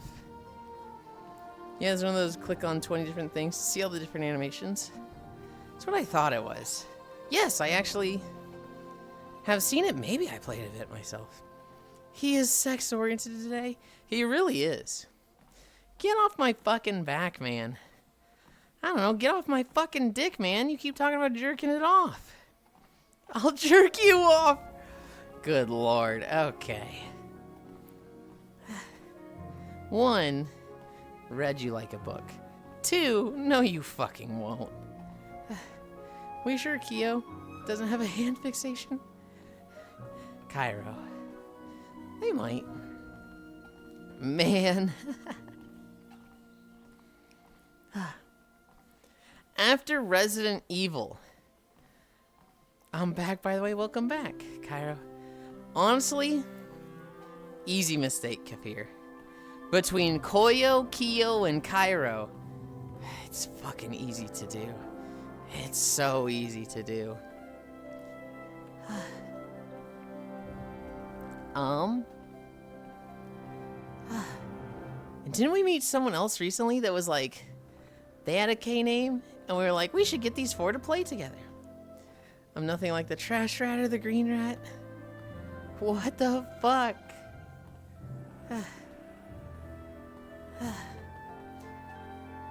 After Resident Evil, we get Visiting Good. There was Highguard. They hyped this studio up. They're like, from some of the developers that worked on Titanfall 2, that worked on this other game that everybody liked, Highguard. It looked good. We don't actually know what the game is yet. It kind of looked like a class-based shooter. What a fucking snooze fest of an Ender trailer. It was definitely like, I'd seen people talking about there might be Titanfall 3. And it was like, ugh. And then we get into the trailer and it's like, it's definitely not Titanfall 3. Like it sounds mean. But it's a studio that did Apex stuff. Apex, that's what it was. You were just mad at me, LOL? What was I mad at? I don't even know what you're referring to with that. Highguard. It was really funny watching it with the group I was. Maru had fallen asleep at this point. Smug and Spacefish, who fucking love class-based shooters, they're sitting there going, oh my god, this looks so good. And then there's just Cairo. Oh, I don't like how class-based shooter this looks. Oh man, oh, I'm not liking this at all. Free to play, oh no. And had none of the things that made those games fun go, God, free to play. I thought it looked good. I thought it looked nice. I don't see myself playing it because it's not my genre, but free to play makes my dick soft. High Guard versus Sober Thief. That's Kyle's response to every trailer we see. There's last trailer in the night, which is usually the big thing. And it was a free-to-play team shooter. Like, what the fuck? There was definitely some other games that would have been, like, bigger. Definitely, like, you should have gone with this one. There was a trailer called Tank Rat. Yulind, I can't recover. Do you scream out your voice at control? They should have saved Divinity for the last one. It was really weird that they didn't do Divinity last. Divinity would have been a good one to end on. Yeah. Tank Rat looked neat. It was a tank game, but it's like weird alien robot stuff. Fishy agreed that I'm a Finnaboo. You are. Absolutely. The show in general was very front-loaded with all the good stuff, and the second half was okay to weak. Yes. It was incredibly odd. I don't know, if you like tank stuff and you like sci-fi, this game was made for you. Tank Rat. We saw the trailer for Soulframe. Absolutely nothing new here. Just, you know, well, we saw the girl with the crazy eyelashes. I don't think I've seen her before. Soulframe looks good. I'm looking forward to making walking videos of it potentially. Also, I'm confident of the Gacha trailer had AI for the faces. The Animu one? The Animo? Dude.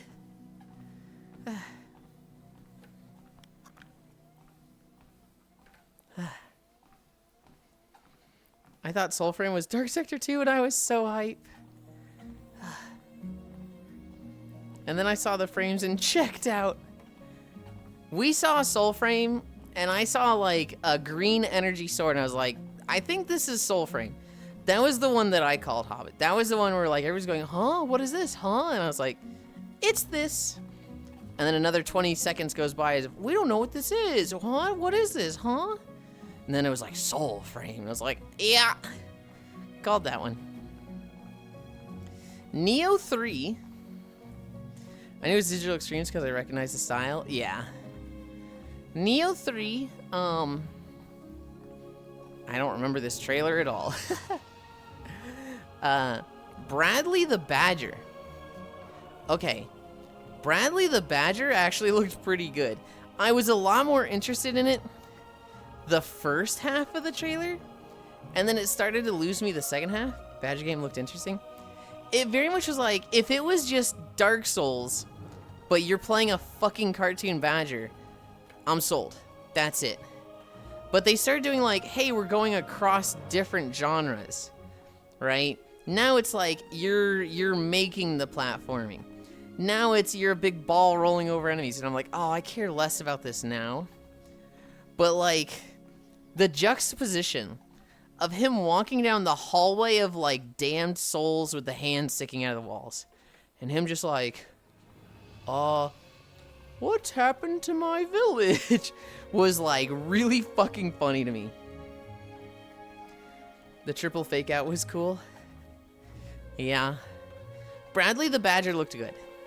That one looked really funny. I love the idea of fucking Dark Souls, but you're playing as Bradley the fucking cartoon badger. John Carpenter Toxic Commando. I don't remember this game at all. I like the Bradley trailer. Badger, about to sue a bitch. Bodger the Badger. There could be more than one Badger. I don't remember John Carpenter Toxic Commando whatsoever. It's just people shooting zombies. Oh, right. It was a big zombie game. They showed like big zombie hordes. That was Left 4 Dead looking thing. That wasn't Left 4 Dead. Toxic Commando looked very generic. Phantom Blade Zero. I also forgot this one. I don't remember anything about Phantom Blade Zero. I'm sure they just asked for John Carpenter's name. Now for the decade supply of weed for it. And he just went, yeah, sure, man. Oh my god. There was Stupid Never Dies.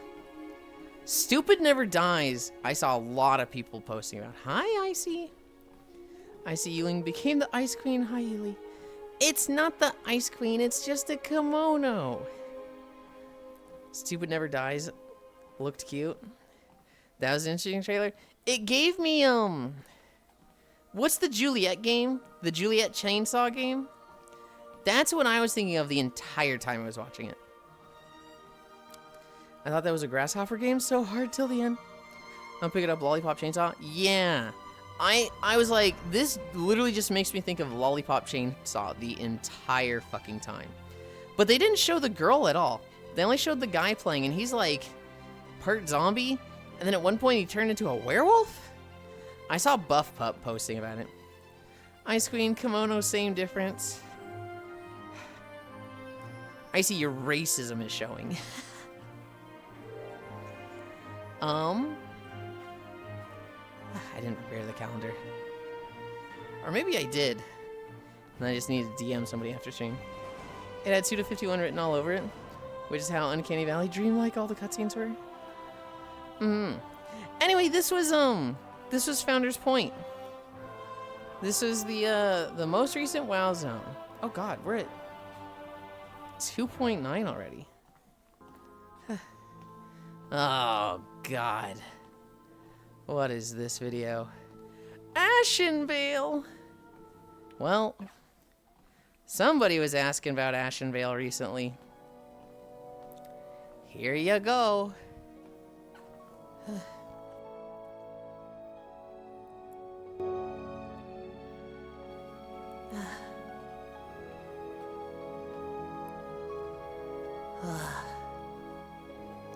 B is gonna come and be like, it's Ashenvale!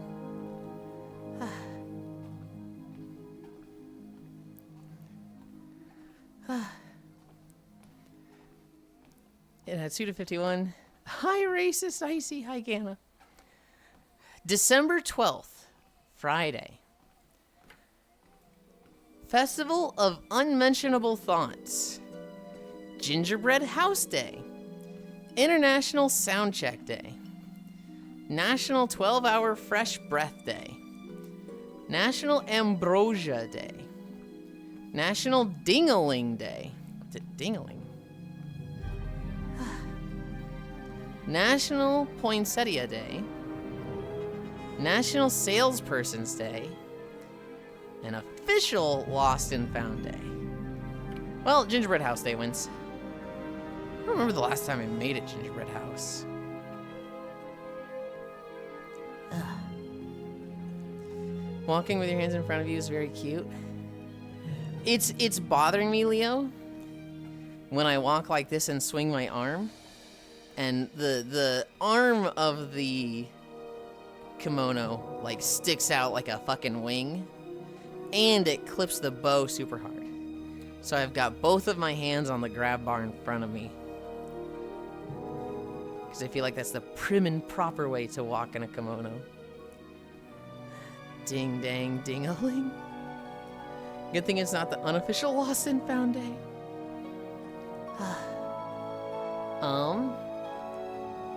Order of the Sinking Star.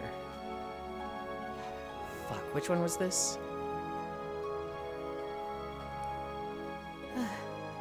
This dude's always hungry. I was here for that. Just something that looks good. If you can do the walking on one line thing, you'd bring honor to us all. God damn it, Trombe. Puzzle game? Oh, right. This was the puzzle game.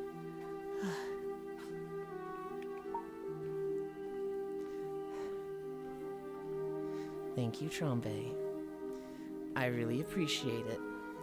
I said god damn it, but that's because, we've got an hour and 45 minutes to walk through, which...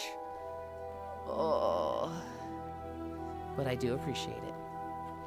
Mwah. Thank you. Oh.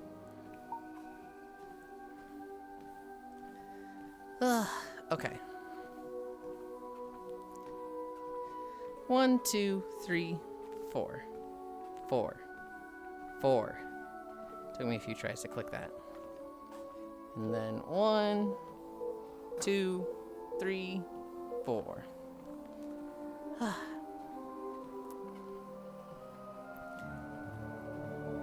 You sent out multiple units or something? Yeah, it was like the weird, like, hey, you're doing a water part. You're doing a fire part. It looked like it was a little elemental puzzle thing. I don't know. Star Wars, Fate of the Old Republic. This would not have been a bad final trailer. This one would have gone crazy. But they didn't end with this one.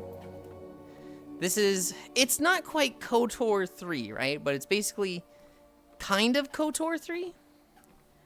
That one kind of blew my mind, yeah.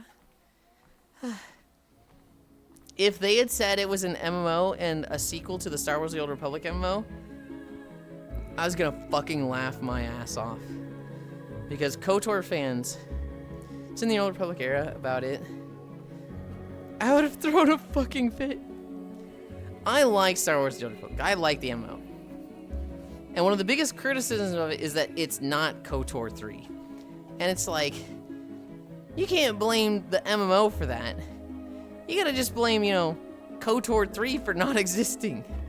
But there's so many people that are like, I fucking hate Star Wars The Old Republic. It's nothing like the first two. Correct. Yes, it's not.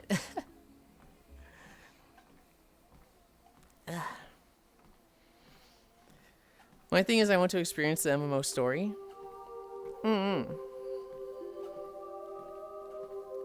just have zero interest in MMO gameplay. Star Wars The Old Republic in particular. They have some crazy good cinematics. Like, they are right up there with, like, Blizzard level cinematics in that the Star Wars The Old Republic cutscenes and cinematics in particular are so good. They also had... Oh, what was it? What was the company that did BioShock? BioWare. They had BioWare write all of the character stories for the 8 different classes. And so those stories, as a like, hey, this is your character story, are really, really, really fucking good. We played through 3 of them in the last 2 years. We were gonna do all 8, but I dragged my feet and went so slow. Isn't it a BioWare game? BioWare worked on it. It was technically an EA game. But they like hired BioWare to write the stories. And they did a good job. And then BioWare, I think, was acquired by somebody. And they were like, hey, you know how you got really famous for writing good stories and like really compelling narratives? Yeah, we want you to make a game called Anthem. Make all the gameplay. BioWare's like, okay, and fucking bombed. Yeah, they were acquired by EA. Because a little bit I've seen of the story seems good. Oh, yeah. There are... So here's the thing, Hobbit. The game is free to play. And with the way you play games, you could probably subscribe... Okay, before I mention that. The game is free to play. You could make a character, and you can level through a zone only doing the story missions. If you just do the story missions, you would finish leveling through the zone. So, like, let's say the first zone. It's level 1 to 10. If you skip all the side stuff, if you just do the story missions, you'd be level 10 by the end. The problem is, you get like 20% more experience if you're subscribed, and you can keep doing that all the way to 50. If you were subscribed. If you're not subscribed, you're gonna come up just a little short. Each planet is gonna be like 4 to 5 levels, and you're gonna get like 3 to 4 levels. And so you need to do like a little bit more. If you subscribe, hi Leah. If you subscribed, you'd get more than enough. The thing with MMOs, the only reason I even tried picking up 14 is because Cairo did. And I kind of just played parallel with him. I'm so disinterested with MMO gameplay, Well, I'm saying is, like, the majority of what you'd be doing is story. You would be spending, like, 60 to 70% of your time in cutscenes. And then probably, like, 20% of your time running around. And then, like, 10 to 20% of your time actually fighting. It's not the worst MMO gameplay. It is very dated. I'd probably say it's on par with like Heaven's Ward or maybe Stormblood. It is very, very basic combat. But it's like, it's not bad. It's not like some of the old MMOs that's just absolute dog shit combat. It is tab target. You'd probably be very bored doing it. But at the same time, like, it would go so fast, Hobbit. With how you play games, you could probably subscribe to Star Wars and see all 8 stories in 2 weeks. I'm not kidding. You could probably get through it that fast. There's the Jedi Knight. There's the Jedi Consular. I've not done the Jedi Knight story, but the Consular story it's pretty good. There's the Trooper. I've never done the Trooper story. There is the Smuggler. The Smuggler story's good. Hi, Fishy. Welcome, welcome, welcome. There is the Sith Warrior. That one's pretty good. There is Sith Inquisitor. That one's really good. I really like that one. There's the Bounty Hunter that's alright. There's the Imperial Agent that I've only heard is like the best. And I did recently, I did the Imperial Agent story. I think I did the Smuggler story. Did I do the Smuggler story? I know I did the Consular story and the Agent story. I'm trying to remember. What was the other one? With Zuvian Lost when I played the Agent. With Non-Dairy I played the Consular. What was my other run? With Full and Huntera. What did I play with them?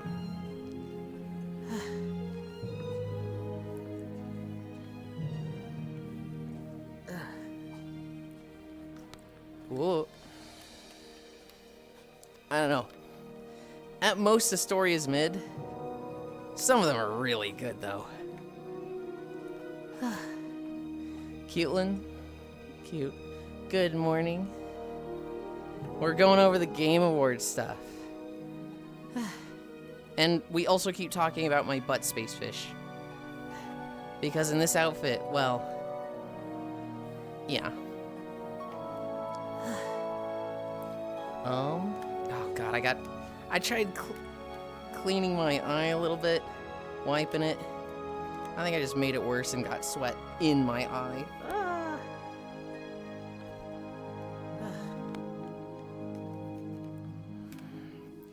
He keeps talking about his butt.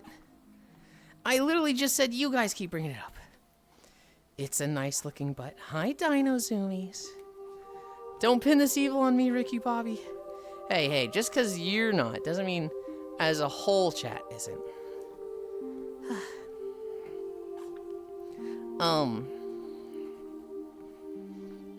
No, if you got super bored, Hobbit, and I don't see that happening, there's so many games to play.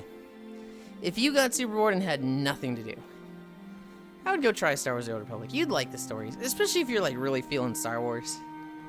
The stories are genuinely good. But yeah, Star Wars Fate of the Old Republic got announced. Yippee!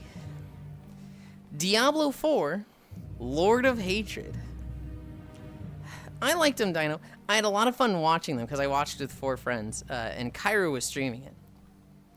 I'm excited for new KOTOR. Now, it's technically not KOTOR, it's just the same universe. It's very heavily a single-player RPG story-based game, so it's KOTOR 3, but yes. Smiling Friends Diablo, let's go. The Diablo 4, I have only seen people being like, I can't take this seriously. Like, what is this? I am so mad about Diablo. I'm so mad and like don't want to play Diablo. I want to write it off. But oh my god, they're adding Crusader. I want to play Crusader a lot. That was something I played a shit ton in Diablo 3. I played Frenzy Barbarian the most. I played a lot of 0 DPS Demon Hunter. I played a decent bit of Monk. A small amount of Necromancer. I played a lot of Crusader. I played a lot of Crusader and Witch Doctor. Barbarian, Crusader, Witch Doctor, and Demon Hunter were probably the things I played the most. Sorceress and Monk and Necromancer I played the least. I'm playing Pally. I enjoyed the cinematic and I will leave it at that. Wait until they add the tower for D4. Gah. We have seen the prices for Diablo 4. The cheapest one is $40. The most expensive one is $90, I think. This is an annual release. Fuck out of here. I'm so mad about that still. And even though I don't think that's necessarily unfair, right? Diablo 2, you bought Diablo 2, $60. You bought the expansion, and this was like $40, 5 years later. After that, Diablo 3, $60. Reaper of Souls, $40 or $50. Right? That's one purchase every like 5 years. Having a $7 Diablo 4 and then a $40 buy every year, that's egregious to me. That's like, I fucking hate that, and I really, really don't like that. Only buy expansion if you want to play the new class. What else comes with an expansion? Like, if you don't buy the expansion, do you not get to play like the newest season when it's out? I would assume with Lord of Hatred, if somebody wanted to play Lord of Hatred, they would have to buy Diablo 4. And then they would buy the Lord of Hatred expansion, but they could skip the second one. They could skip the spiritualist one.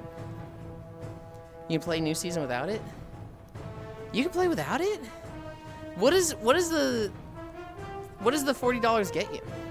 Can I imagine new areas, new bosses, new content, etc.? I would have thought they lock you out of the most recent season. And you can play like the, forever servers. And get stuff on there once that comes out. But I thought you'd be locked out of seasons.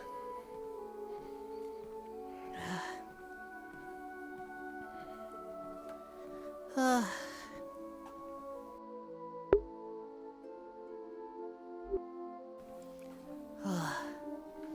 you seen the Half-Life Reddit cope? I have seen a decent amount of Half-Life memes. I need a drink. It's so funny.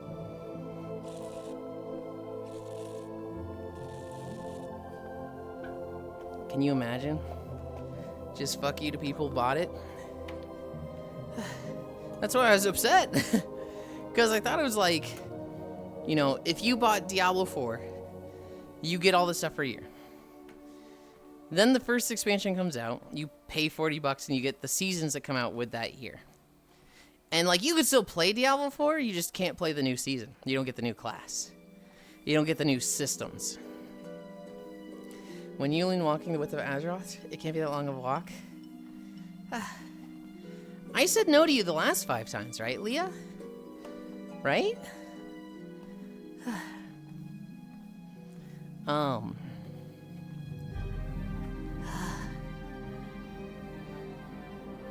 If you don't even need if the DLC only gets you Crusader, that's $40 for Crusader? That's like, okay, that's cool that you can play without that, but also why the fuck is it $40 for Crusader? Also, that's the cheap version. There's an 89 version, which I guess gives you a shit ton of other things, but I don't know. Maybe I give Diablo another chance at some point. I'm so spurned by it that I'm like, grr, Path of Exile's better anyway. And Last Epoch is better for now. It won't be much longer. So spurned by it? No, spurned. Half-Life sub-believers are wild but very entertaining. The biggest cope I saw was somebody that was like, guys, look, the Game Awards are going on, and there's been a spike of pizza boxes or pizza orders at the Domino's right next to Valve headquarters. They're buying pizzas to celebrate the announcement of their game. It's gonna happen. It was like, oh my god, you cannot be looking at the fucking pizza orders for this, bro.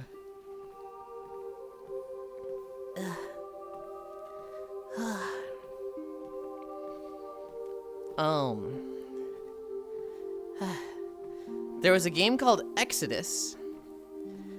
Exodus was like a space helmet astronaut game. Very tech-based. There's robots trying to take over the world and kill all the humans. And everybody was like, wow, what is this? It looks so generic. Wow, wow. And then we see an orangutan. And I go, monkey, Beyond Good and Evil too. And Kyra's like, shut up, you can't like it just because it has monkey. And his whole chest going, but monkey, but monkey. We're never getting Beyond Good and Evil 2. That game's fucking dead.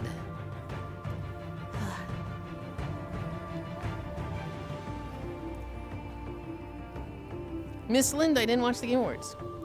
Can you give me a Yulind flavored Too Long Didn't Read? I can, Techno, I can. You are subbed, so you should rewind the stream. And we've been talking about the Game Awards for the last hour. So just rewind the stream or wait till later and watch the VOD. And you'll get the entire Too Long Didn't Read as we go over every game trailer we saw at the Game Awards. Cool beans! You have to be subbed to rewind? Yes. With how Ubisoft has been going. Yeah, that game is in the dirt, Lamau. Cairo doesn't like the monkey. This website sucks, what the fuck? Hey. It's an improvement, okay? You can't complain about a thing that, you know, you didn't have a month ago, okay? They gave it to subscribers to limit it. Eventually, I expect everybody to have it. For now it's just subscribers. I don't know what that means for Nitro. Or Turbo use. I don't know if Twitch Turbo just gets it in every channel.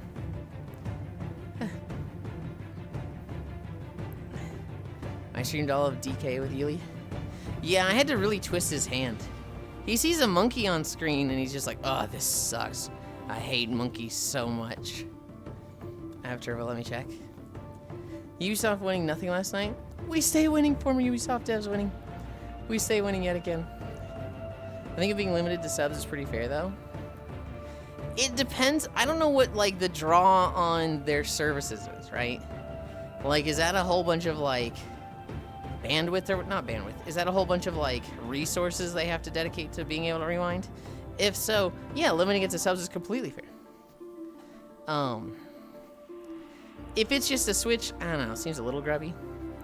Yeah, I can do it anywhere, got it. I don't know, Exodus looked pretty. Not my type of game for sure, but it looks pretty. We saw a game called Warlock, Dungeons & Dragons. Well, okay. We didn't really see a game called Warlock. We saw a lot of teasers for Warlock. And a lot of like, ooh, Dungeons & Dragons, ooh, this'll be crazy, ooh. But they didn't show a single bit of gameplay. Metro Exodus? No. Just Exodus. Makes note, Cairo hates monkey, bye Cairo monkey. And then they had the balls. There was a lot of D&D stuff last night, KK. God, we really fucking got Ashenvale after Founder's Point. That's such a long walk. Hi, Nixor. Nixor, what was your favorite trailer from last night? To say gameplay reveal like next year. Why are you complaining? Because I don't want a long walk. It is 4%. Yeah, 4% adds up after 3 hours.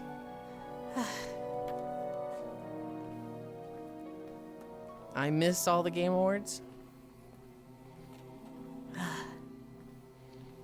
have no idea what happened last night. They could have made it 12. They could. They still can. You also can, Nix4. Please don't.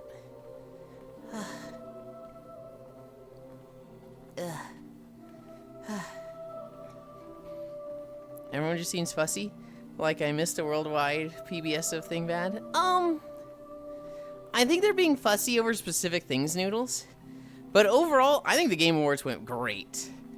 I think we saw a lot of cool things. If somebody's sitting there going, the entire Game Awards sucked, nothing was good, I hate the Game Awards, they're the type of person that you need to reevaluate, like, do I want this person around me often? Because, damn, they put out a lot of negative energy. But I love you. I love you too, Nix4. And want to hug to Yulind and carry them. Be the change you want in society. You know, it might look like I hate you on paper, but I love you. Please don't give me money. You'll hate money. What? Too Long Didn't Read. First half of show was absolutely packed with good stuff, good looking stuff. Second half lacked a bit. Divinity, Star Wars, games, a couple of other games. The Game Awards were great. Game Awards overall were good. The only thing this bad about the Game Awards was the final reveal. It was a shit game, bad last reveal. No. I think there were some individual trailers that were bad. I don't even think the final reveal was bad. Like, I think Highguard was like, alright, sure, this will be great, probably. Or not, you know, it'll have its community. I don't think it should get any points held against it for being put in the final slot. For a final reveal? Is that the game's fault? Was Highguard like, yo, put us in the final slot, Keely. We'll pay extra money for that. We are the big thing of the show. Yeah, put us behind KOTOR 3 and Divinity and fucking Resident Evil. Yeah, put us after those. I wouldn't hold that against it. Even if that did happen, even if the studio did do that, that doesn't mean the game's gonna be bad. That just means somebody in marketing at that game studio overhyped their game. Tactics is 28 years old and won an award. It's a silly show. Well, what was better in that category? Final slot should be a massive game. Yes. Enjoy it for its entertainment. We can all laugh. There are a lot of games for a variety of gamers out there. I think they were all, for the most part, good. Some just not some people's taste. Divinity 1000% should have been last. That is the final reveal. I agree. I'm not gonna be like, oh man, Highguard might have been good. It might have been enjoyable. But they had it last at the Game Awards, so now I'm mad about it. That was dumb. I hate this game. That's just like, huh? What? You usually have to pay money for the last or final slot, since that's usually the big times when everyone watches. Fire the marketing team, they're lazy anyway. I don't hate the game. I'm reading some folks thinking that the altars could have taken it, but I've only played a little bit of that one. But like, the final slot was all of that money bet. A hero shooter in the last slot? Look. It's kind of weak. Look, we all hated hero shooters. You know, I remember a year ago, oh god, another hero shooter, I don't care. And now we have Marvel Rivals, which is doing fucking numbers. So like, I don't know, guys. Hero shooters might be kind of in right now. I'll just get on it. But FS Tactics is a bigger name. Ultras was a great strategy game.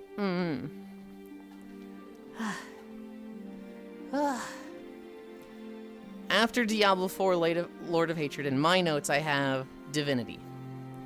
I don't know if this is Divinity 3. I don't know if this is Divinity 1 Remake. All I know is it's Divinity. All I know is I fucking hated that trailer. God damn it, Larian. Why the fuck was that trailer so gross? It is Divinity 3. The logo doesn't say Divinity 3. It just says Divinity, and the middle I is big, like it's Divinity 1. Yeah, the trailer was too much. Remember, I was doing so well because Overwatch 2 is not. Doesn't matter why, it's doing well. Watching the guy throw up 3 fucking times was gross. Watching the guy get sacrificed and, like, burned alive with his flesh peeling off, that sucked. Watching his arm get ripped off, that sucked. Watching his back turn into a big boil and pop, that sucked. That trailer was fucking disgusting. I feel like they didn't watch the trailer to vet it. Because there was straight fucking in that trailer. Oh, I like seeing that part. I want whatever he's on. It's probably one of the more grotesque trailers I've seen. I think it was easily the most grotesque trailer I've seen. And to be fair, Baldur's Gate 3 did the same thing 3 years ago. I remember when the Baldur's Gate 3 trailer came out, and we all watched the tadpole get put in the dude's eye, and I remember fucking squirming at that. But gore and violence is okay in America. I had a friend that had to stop watching, and I don't blame her. It was cinematically impressive, but goodness, give us a warning. There was a lot of fucking, a lot of puking. Pigs eating the puke again, it was a lot. But sex are same. It was like, this world is awful. Then this happened. Honestly, not sure what to think. It was very gross. That being said, that is hands down the trailer I am by far the most excited for. Like, oh my god. The moment we saw the trailer for that, I got a DM from Foss that said, I claim you for Divinity Run. And so, when I woke up this morning, I was watching Foss. And, he actually finished Divinity 2 today. Him and Ethan and Alex. And they were like, yeah, so we're playing Divinity 3, right? And Foss was like, I told Yulind I'm doing it with him. And I was like, well, you guys did a 3-man run. I'm not against a 4-man run with us 4. We don't know if it'll be multiplayer, though. It's Larian Studios. Before OS, Larian did Divinity Ego, Draconis, and Dragon Commander. Great games, not really multiplayer games. I would be shocked if they go back on multiplayer stuff. Japan is probably fine with it. America, not so much. If Larian just... Okay, well, here's the thing, Hobbit. If it's not multiplayer, people are going to mod multiplayer in. Because Larian is super, super, like, in support of mods. They didn't launch Baldur's Gate 3 with mod support, but that was, like, top priority very early on. After the success of Baldur's Gate 3, I'd be thoroughly surprised. I would be shooketh and shocked if they did not have multiplayer in Divinity 3.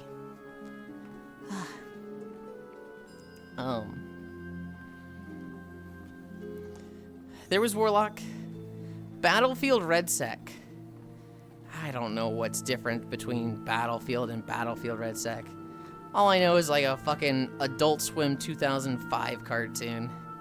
Sure. We saw... That's BR? It's already in the game? Oh. Real Gamer Fortnite. Yeah, it's the BR. Oh. Okay. We saw the Tomb Raider trailer.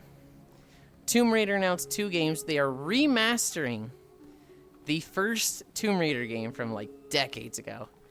And they are doing a new Tomb Raider game. And both of them are going to have a big focus on combat. Not combat, puzzles and stuff. They're just doing a community-focused trailer. Because those dudes are Battlefield community legends. Okay.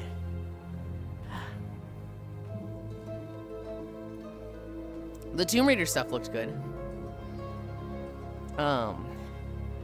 There was the Expedition 33 thank you video. Which, what did they add? New quests, new weapons, new outfits. All for free. Go play it now. Hi, Baldier. Gosh damn, this boy got some massageable shoulders. Am I right, chat? Yeah, whole new, like, side area. These houses are on fire, Yuli. They look hot. Yeah, the Horde is bombing them. Basically a free DLC. You love to see it. You love to see it.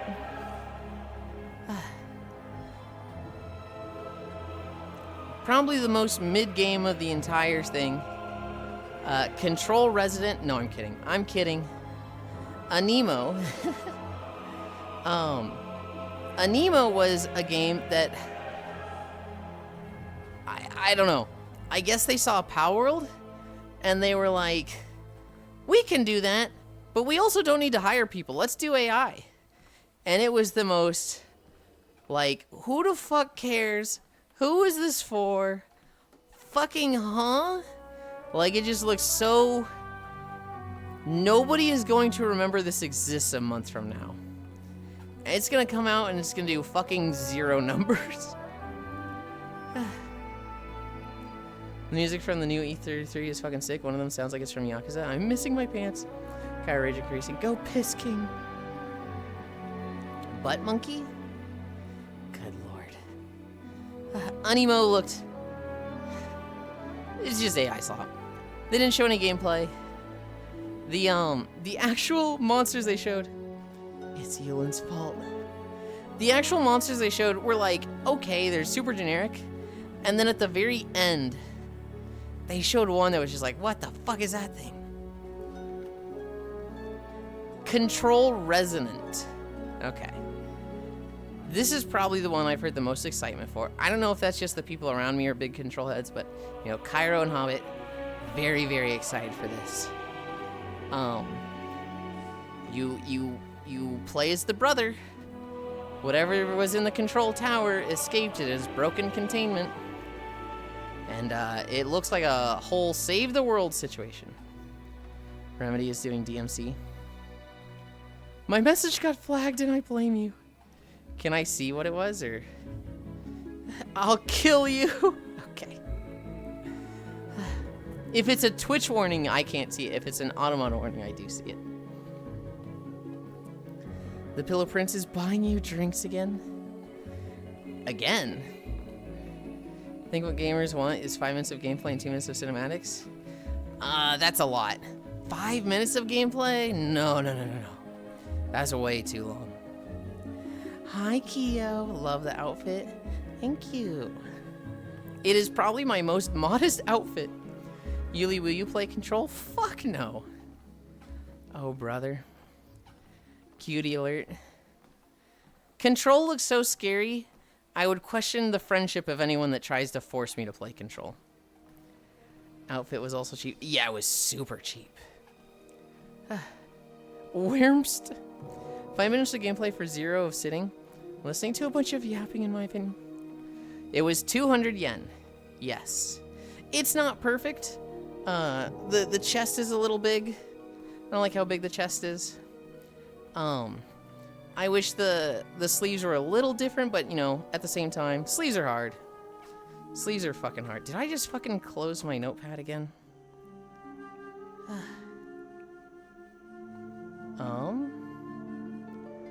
I did.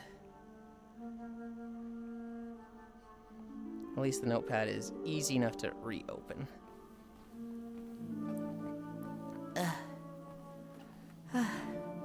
This explains. I'll ask you to sit down through a playthrough. Actually playing it? No, I wouldn't ask that. Especially long sleeves like that. It's either cloth physics or cut some corners. Yeah. My version of that outfit, I had a toggle that shrinks the bones for the sleeves, so you can turn them off. So like, when you aren't posing for photos, you just cut them off. I don't know how to do something like that.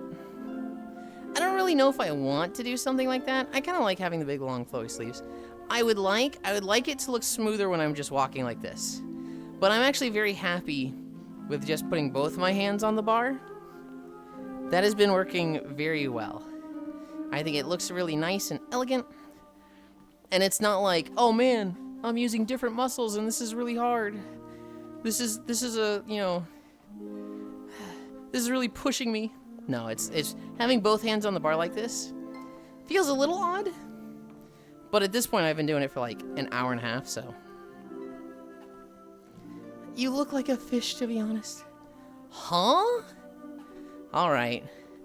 Explain that one, Leia. Give me the breakdown of how I look like a fucking fish.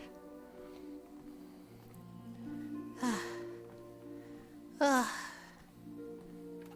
have we at? I didn't check the mileage. 4.5. Oh, and I think we're going to like 7 today. God, that means we're not even halfway. No. Let's check. We're not even halfway through Ashenvale. We have an hour and 10-ish left. Oh, God.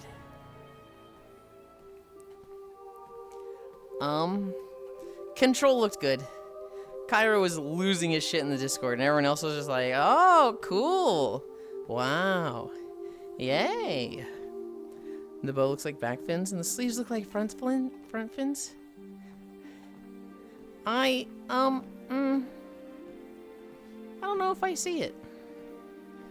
Control did look pog, though. What I saw was like, oh, this is neat. Spends all the time on outfits for Avatar, but Throne still empty Sag. Hey, Sammy, I just uploaded something to Throne like 1 or 2 days ago.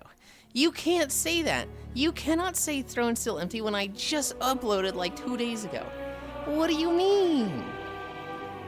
I stood up and started screaming as soon as the screen went red. But it's empty? Oh, I was thinking Blue Twitch. Throne? So I can... Okay, I'll put stuff on Throne. Here's the thing. I need suggestions. For Throne. So, if I see it and there's like a bunch of suggestions on Throne, we'll go through it tomorrow. He's trying to nerf my spoils again. I saw a dude suspended in the air in Grace Fest. I was like, oh, I know you, and then Sunred. I put a ring. Oh my god. What if you put Ligma on Throne? You can put Ligma on Throne. And a cage. Like, yeah. Go find something called Ligma on Amazon and suggest it to Throne. I wasn't saying it was a bad thing. There are some really cute fish. The second I saw the P6 on his fit, I think I honestly had in my mind, because Kairo's sitting there going, it's control. When I saw the guy floating and I saw like lines in the air, I was like, oh, that is kind of something that I see in Firebreak a lot. People do just fucking dangle in the air like that. Surely there's an automated Ligma balls machine? Surely. Control Resonant. Then there was Out of Words. This was the super cute fucking claymation game where there's the boy and the girl. And there's like the custodian over them who's like, oh yes, tell me your names. And they're like, because they don't have mouths. It's like, well, I can't really understand you when you just go, I'll just name you myself. Namo, Naomi. Oh, that's cute. And you'll be back, boy, because I don't care about men. It's just like, okay, dude. The claymation game looks so good. Kyra was like, Yulind, we have to play this together. And I was like, okay. I've never played one of those two-person games. I've never played a game that, like, you know, it's you can only play this co-op. I didn't play Split Fiction. I didn't play It Takes Two. I didn't take the Two Prisoners one. I didn't take the Two Brothers one. They're fun. They constantly introduce new mechanics. This is going to sound really mean and insulting.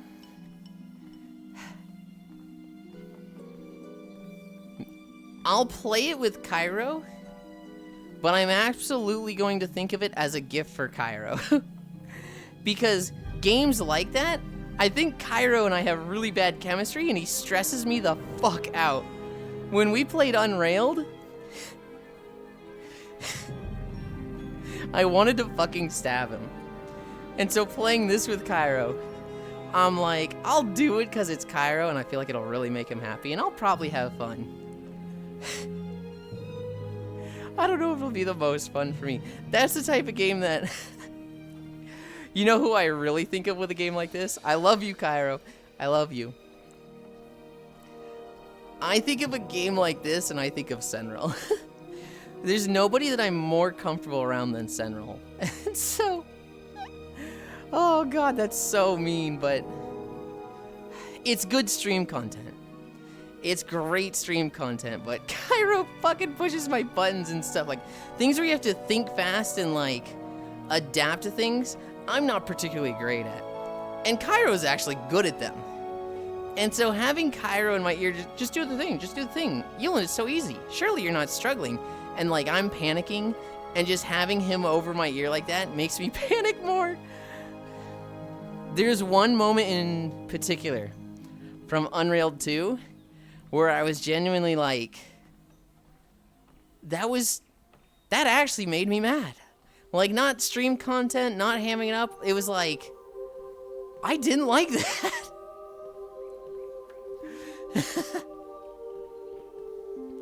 I want to suggest individual things that come together as an outfit. Thinking of suggesting something cute Yuli can go to the store wearing. Go to the store wearing? I never go to the store. I go to the grocery store like once every 5 days. I should have gone today, but I didn't want to. I just didn't want to. They're fun. They constantly introduce new mechanics. It's a true test of your relationship. Takes 2 levels, may as well be different games each level. Yeah. Another point too. They were roommates counter. Laughing, cute, cry. Aw, you're willing to get stressed out for your friend. Y'all were going at each other in Unrailed 2.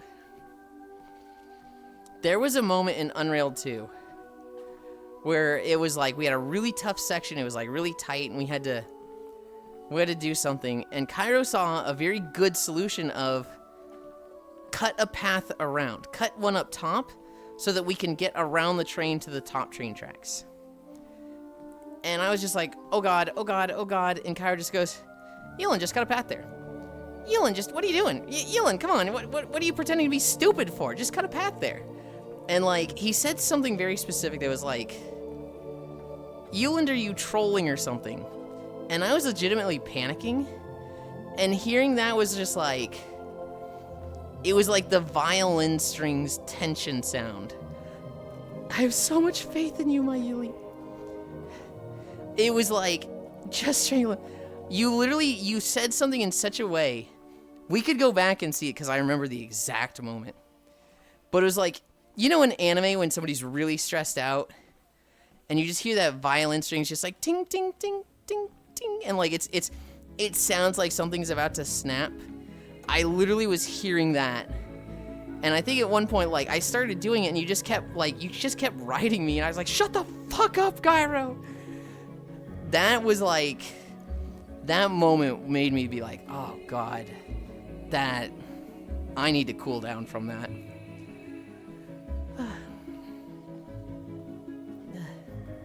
I'm sure he has a good time too. Yuli isn't comfy around me, Sag. What do you mean I'm not comfy around you? What do you mean? I watched the VOD really match. What I meant was this outfit you can be seen in public wearing, even if you really go out in public. I have so much faith in you, my Yuli. Just strangle him. I'm not pretending I'm legit stupid. Pat. Snap back to reality to choke a bitch. Wow, Yulind. Why are you so mean to Cairo? Nyx. Cairo is just little brother energy defined. He loves pushing buttons. He doesn't want to actually, like, break anybody. He doesn't want somebody to, like, leave a game and be like, fuck this, I'm done. He never wants to push people to that point. But he absolutely loves poking them. He is 100% the person that's like, I'm not touching you, I'm not touching you, I'm not touching you. And you're like, I'm gonna fucking hit you. Oh my god. Ah, Cairo is little. Hi, Rock Spirit. Walk Journal 870. They haven't stopped. It's almost like the world generates for eternity with every step.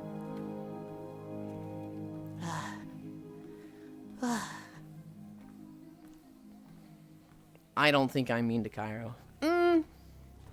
Sometimes. There's been some things that I do with Cairo where, like, I'll really talk about something in front of people and I'm like, and then I'll be in his DMs and I'll be like, hey, I should not have said this on stream. That was inappropriate of me. I'm sorry. I want you to know I love you and appreciate you. There was one recently. That, like... What was it? I got really sassy with Cairo.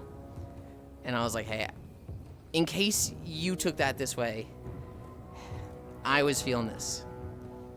Tell Cairo you love him more. I tell him I love him all the time. If you think about it, the leg workout must be insane. I do have some pretty fucking chiseled legs. Right, meow, Yulind? No! I'm not saying it to Cairo now. Because the last thing he said was, will you play Control? No, the last thing he said was, I knew it was Control right away. Excuse me, Sassylin. Give him love, Sassylin. Do it, execute Order 66, Yuli. Yes, Noodles. Also, I want a drink. He's already trying to make me play it.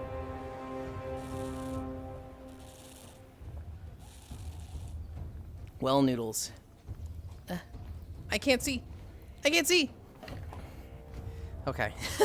Normally I can flex my eyebrows and lift the big screen up to see where my cup holder is and put it down. And that was not working just now. Let me play you instead. Okay. Did you see, Noodles, that he bought like 10 copies of it because it's on like 85% sale? +1, oh no. Please take the fall for once, I'll owe you 5. No! Absolutely not. I don't know what you're talking about, game. Rock Spirit, the Game Awards were yesterday. Did you watch them? Did you watch the Game Awards? Well, let me play you instead. Last thing Kyra said was how he has so much faith in you. I didn't. That explains a lot. Not all of it. Well, technically, Noodles, that was directed at Rock Spirit, but you had already said you didn't watch them. There was an Ace Combat 8, Noodles. You'll probably like that. Other than that, I don't know. Go watch it if you want to. The trailers were good. The trailers and the reveals were really, really good. Most of them. Well, I'm disappointed. You disappointed overall? I go die now? Oh, disappointed I didn't say I love Cairo. Come die here. A little bit of something for everyone. Met Cairo buying 10 Ace Combat. Holy moly. Oh, no. He didn't buy 10 Ace Combat. Well, you probably mean controls. He bought 10 copies of Alan Wake, I think. I have a 10-hour, 13-hour, and 12-hour weekend. I go die. Oh, are you going to work, not to sleep? Okay. Nyx War? Control? I don't know. You bought one of those games. Nyx War, I hope your work goes fast. I hope it's a blast. I hope you have a lot of fun. Yeah, fuck that. I'm not changing mid-sentence. It's more funny. You know, if you could make a game, what kind of game would it be? Alan Wake Peak. I feel it would be complex. If I made a game, it's a Pokemon game. I would absolutely make a Pokemon game. Because shit, Pokemon Company doesn't know how to make one. So I'm fucking making one. It's gonna be Death Stranding, but Pokemon aesthetic and world.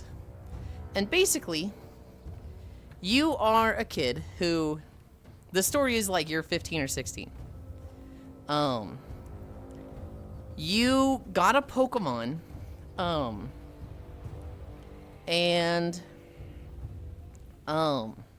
when you were 10, when you were 12, you went on your Pokemon journey. You weren't that good at it.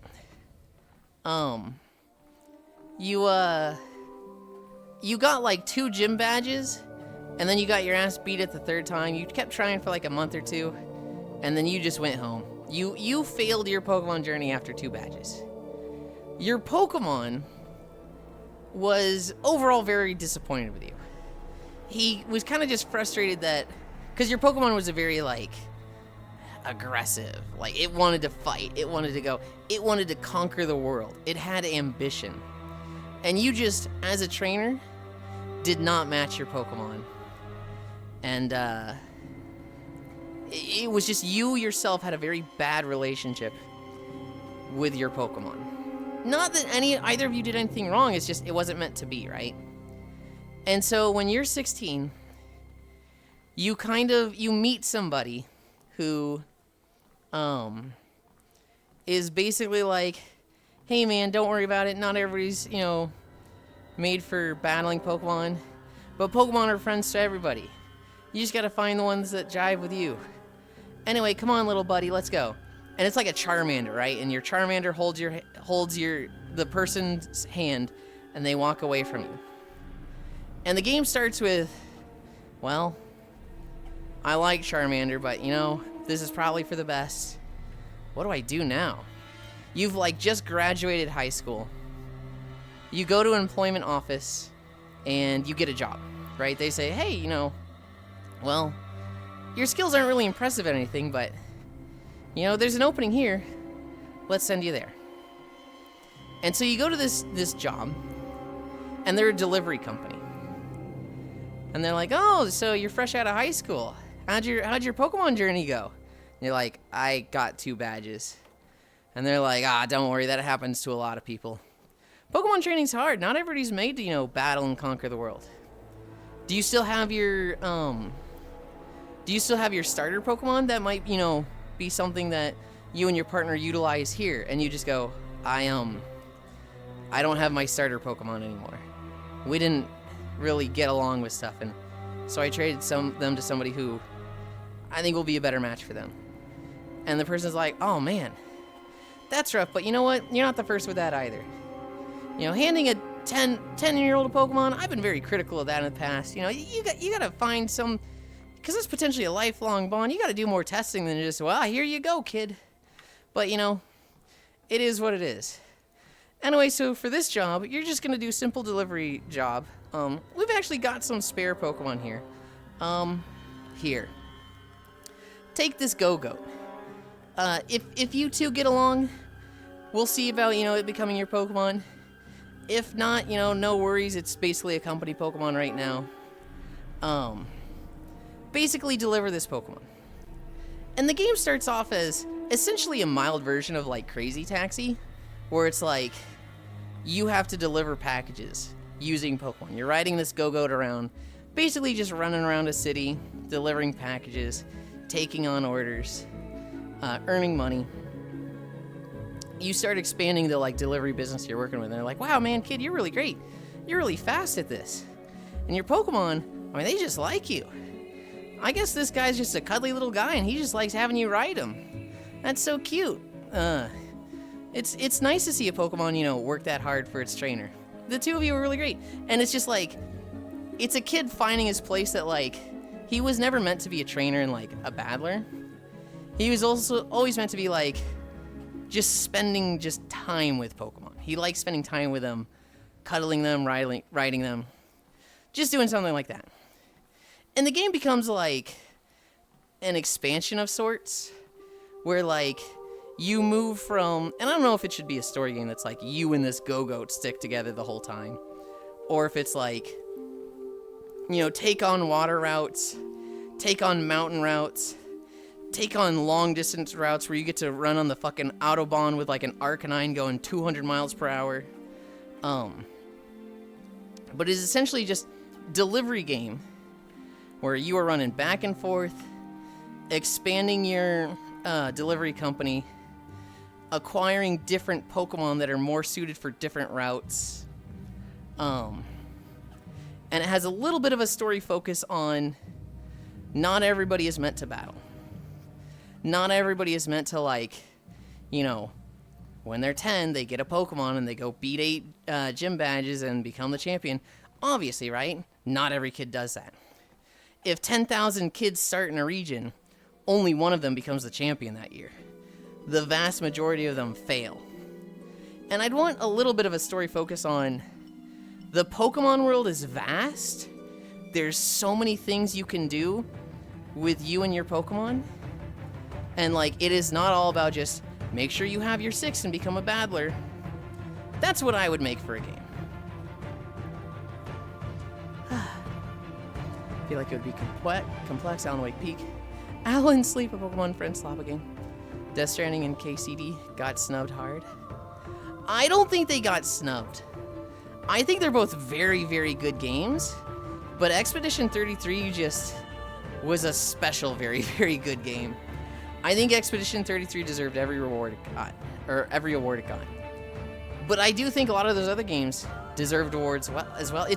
It's one of those like, it's like a sports anime.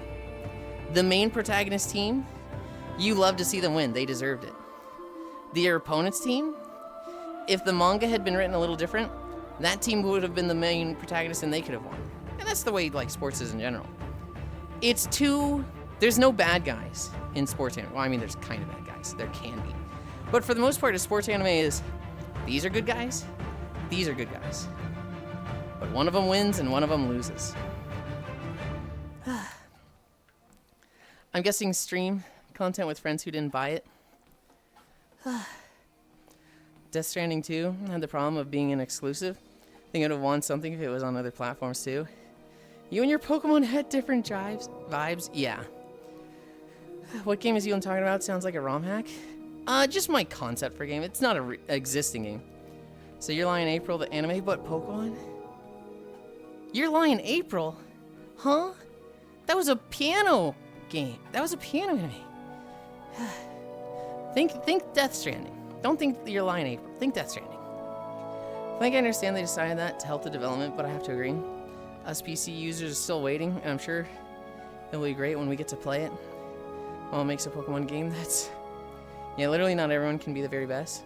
Hello, there's 3. Pick whatever one looks the coolest to you. Death Stranding 1 was an amazing port, so I'm confident in it doing well. Machoka's a better Pokemon in the delivery service. Well, so here's the thing, right? You start off as, like, maybe with a Go-Goat running packages. Or maybe Go-Goat would be a bad first Pokemon, because that should be, like, the mountain climbing Pokemon, right? Just getting jobs running around the city, it should be something that's kind of like a horse, right? But then you start getting, like, moving truck Pokemon, right? So, like, okay, we've taken a big order on, we're moving this in person's belongings, right? Take the moving truck and take the Machoke. Take the Sock. Take the Makuita, right? The, like, heavy lifter fighting guys that just love lifting weights like that. And make sure they get their training because they love that on your trip. And, you know, use them to move this person's furniture and whatnot, right? Or, like, then there's, you know, a cabin in the mountains. That's the one where you use the Go-Goat. Or maybe that one you use Fearow, right? A flying Pokemon to get up there. We've got this guy on an island. There's a lot of storms there, so you don't really want to use a flying Pokemon. Take this Lapras and surf out there, right? A lot of, like... If you ever played Wind Waker, and you're just, like, running around on the boat, just sailing across the world, a lot of, like, that vibe, where you're just moving, you'd essentially, like, it'd be like playing Grand Theft Auto, driving around listening to the radio. A lot of that and just vibing out, but, like, doing specific things, like, oh, you got here after 5 minutes, do the thing, right? And maybe there's things you could do to make it entertaining, right? Maybe some little mini games on your phone, but that's what I'd make for a game.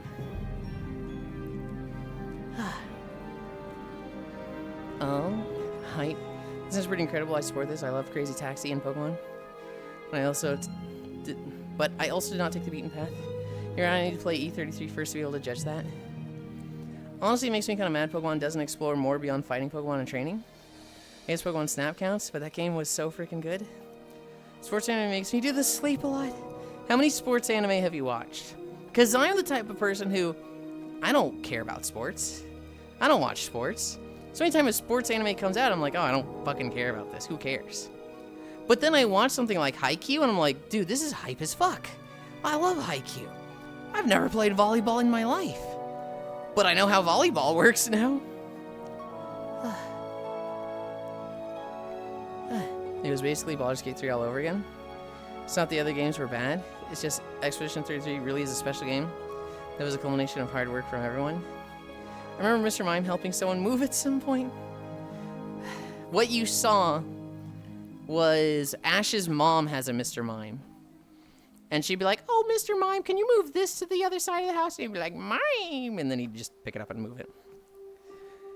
I just imagine a go-goat wearing 2 harnesses, one that holds a box, one to hold a trainer. Yeah, that's exactly it, most of them. Imagine in a big open world like Breath of the Wild as well. Imagine like you start in essentially Hyrule Castle. Just moving around, you know, a city like that, just a big open city. A lot of tight corridors and whatnot. And then you start getting like, you know, hey, we need this to go to South Faron. So you take like a long distance Pokemon, something that's gonna go fast, something like a Rapidash. And then it's like, we need something in the Hebra Mountains. You're gonna take a bird Pokemon that can fly out there. What you saw was Ash's mom 5 hours from getting her redacted blown out. I've completed most of Crunchyroll's catalog, Yulind. That's insane. The start of Gen 3. You also have the Machoke that helped you move house? Yes, true. That's crazy. What gen was it? Gen 2? Where they had you in the back of a fucking moving truck? That's illegal. You can't do that to a child. You cannot just throw him in the back with fucking cargo.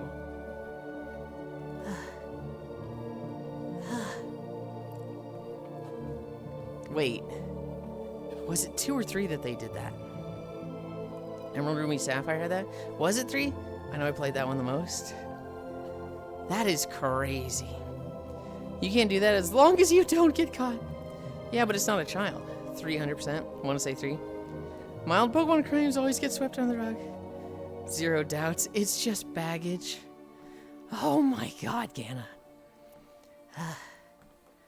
I need a drink.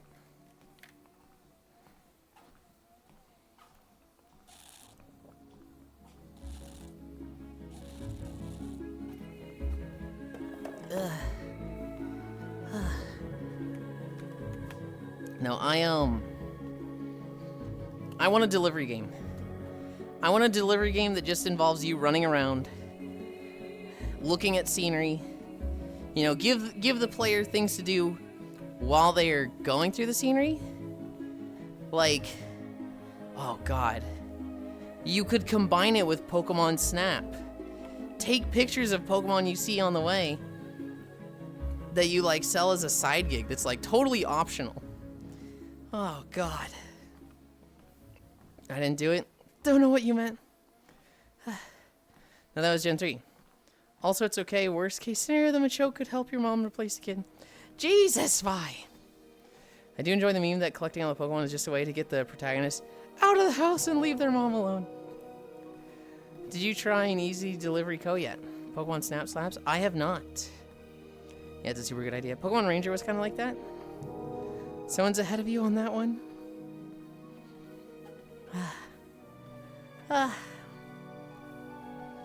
We had the main story, but also just side stuff that wasn't really quests. Here's the thing. I as I was wording out the idea just now, I was like, man, if you told somebody, ride your Rapidash for 10 minutes in that direction, even if the scenery is really pretty, there's gonna be a lot of fucking people that don't like that. That they're like, this game is boring, you're just riding a horse, give me action. And so, like, I could see a lot of people not liking that. I feel like you need something that's either very optional or that, like, supplements that, or maybe it's just, you know, hey, this ain't for action gamers, right? Maybe the radio is enough. And want to play a Pokemon breeding game? Okay. I think ultimately I blame the get out of hand and collect Pokemon thing on selling Pokemon products. Yeah. It's one of those things that, like, the Pokemon company has made so much money. I wish they invested more in making good games, because they'd still make a profit, right? They just wouldn't make as much of a profit. Right now, they are in a mode of, Put as little effort as possible into a game while making as much money as possible from it. Whereas it should be make as good a game as possible, which will bring in more profit, but they'll be spending more money. Well, okay, it'd make more money per game. It'd probably make less overall because they would not be able to pump out games as fast as they do. Give a spooky ghost.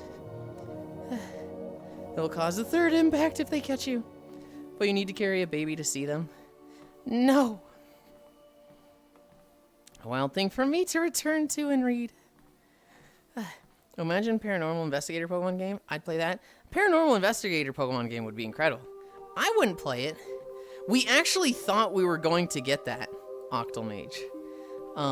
When Legend Z-A was coming out, one of the trailers had 2 kids sneaking into a haunted house. And it was scary. There was like blood on the walls.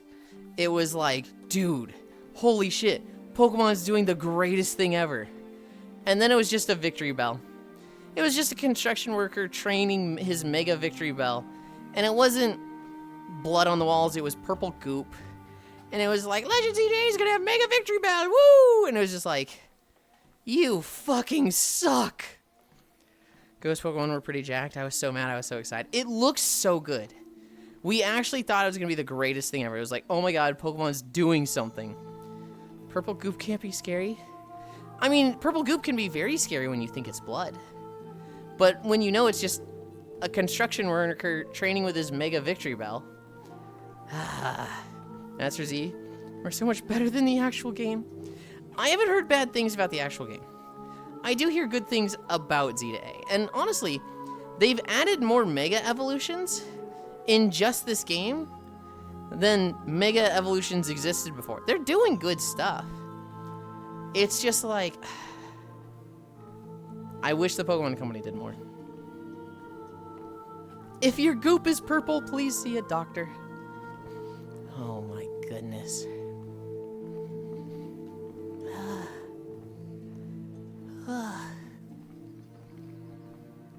Yeah, the people that I know that are actually playing the game have been enjoying the hell out of it. But the ads promise so much. The ads didn't promise anything. The ads didn't promise like a haunted house section. The ads just had like a 5-minute video of a haunted house section, and then they're like, hey, here's Legend Z-A, Mega Victory Bell. The hype of a Pokemon investigation game? They never said they were giving an investigation game. They just, the trailer looked like we were getting a haunted house game. It looked like we were getting Mega Man, it looked like we were getting Pokemon Luigi's Mansion. I don't know why I said Mega Man just now. There's no promise there. If anything, that's fucking Reddit users being like, oh my god, they're gonna do this. And more Megas this gen? They're doing bad stuff, sarcasm maybe. If you dislike Megas, then yes, they're doing bad, but genuinely, I've heard people having fun with Z-A. A Luigi's Mansion game for each of their IPs would be fucking sick, right? Maybe not each of their IPs. I don't think I want a Luigi's Mansion Metroid game, but like a Luigi's Mansion Pokemon game? Oh my god. That'd be incredible. But you watch the ads and you assume that's actually part of the game, but it's not? No, you don't. If you do, that's on you. That is very much not like...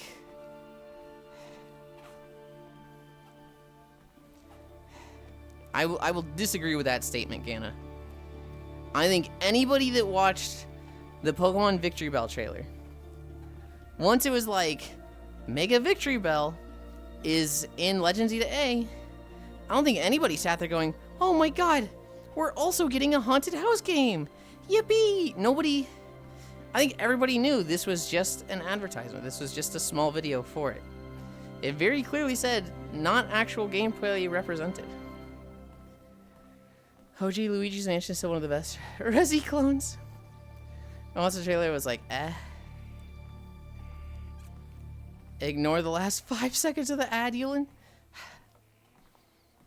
And then expect a haunted house game for Pokemon, and then it never comes out, and I'm sitting there looking like the fool. No.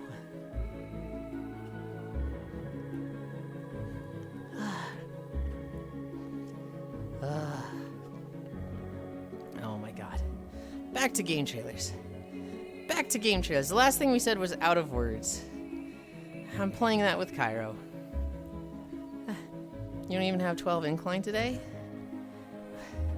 So? What the fuck?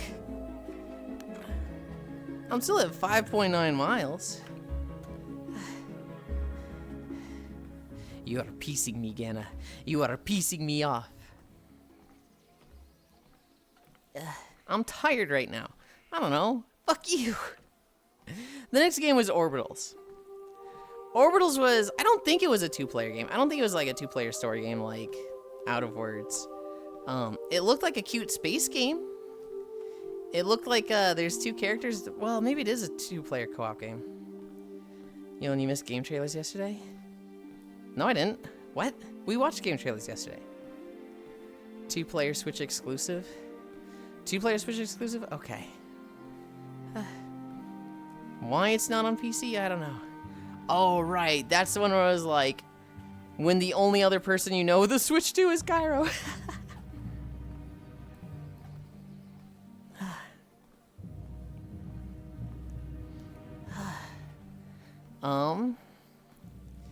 The only other trailer that I have in my list was Lords of the Fallen 2. This was the very Dark Souls looking game. But it's got the knight with the crown of thorns on his head.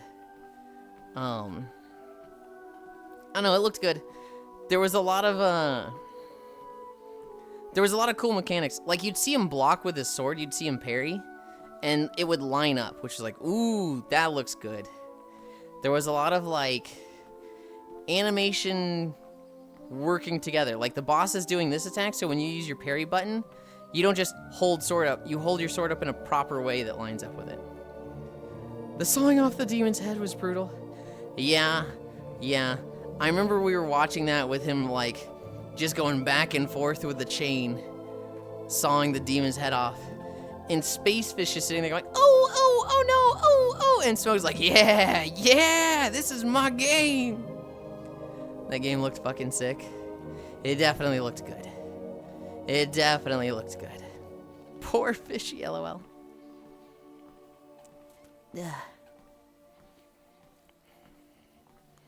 That was all the game trailers. Solasta 2, No Law, Warframe, 4 Loop, Saros, The Free Shepherd, The Covenant of the Chickenfoot, Total War, Warhammer 40k, Star Wars Galactic Racers, Pragmata, Ace Combat 8, Mega Man Dual Override, Resident Evil Requiem, Highguard, Tankrat, Soulfram Neo 3, Bradley the Badger, John Carpenter, Toxic Commando, Phantom Blade Zero, Stupid Never Dies, Order of the Sinking Stars, Star Wars Fate of the Old Republic, Diablo 4, Lord of Hatred, Divinity, Exodus, Monkey, Warlock, Battlefield Red Sec, Tomb Raider Expedition 33, thank you, Control Resonant, Out of Words, Orbitals, Lord of the Fallen 2, Anemo. After that, after the Game Awards, Cairo was like, show them some stupid YouTube poop. Show them some video of, I don't know, a bald guy farting. It'll be really funny. And I just brought up the 20-minute Monster Hunter World Showcase. Oh, the Yakuza one. I forgot the Yakuza one. It was, Gang of Dragon. I forgot that in my notes. Maybe I wanted you to show Fishy's vid. Oh, yeah, you wanted me to show the sponsorship. What you should have done, Cairo. It's funny. What would have been funnier is just like every 30 minutes we play that video. That Nagoshi left RGG just to make more Yakuza. I saw it and I was like, this is Yakuza, right? And then it wasn't. It was Gang of Dragon. I was like, oh, okay. Gang of Dragon. That one looked good. That one looked really good. Hi. Speaking of Fishy. It's funny. Gang of Dragon to me personally looks fucking great. I enjoy watching the Yakuza games. I myself have never played one. So the guy that was the head of the Yakuza devs? Yeah. He left last year to go work under NetEase. The definitely not Yakuza.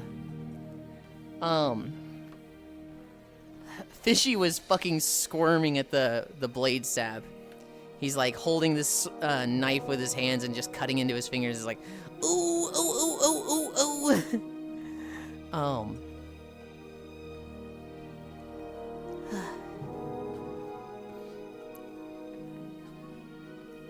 Yeah, that night scene was rough.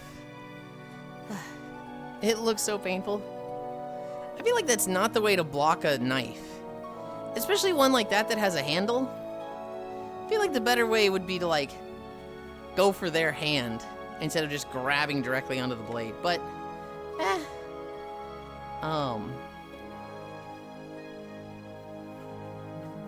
I don't know. I've never been stabbed by a blade in the stomach. Is it the right way? No. Is it badass? Yes.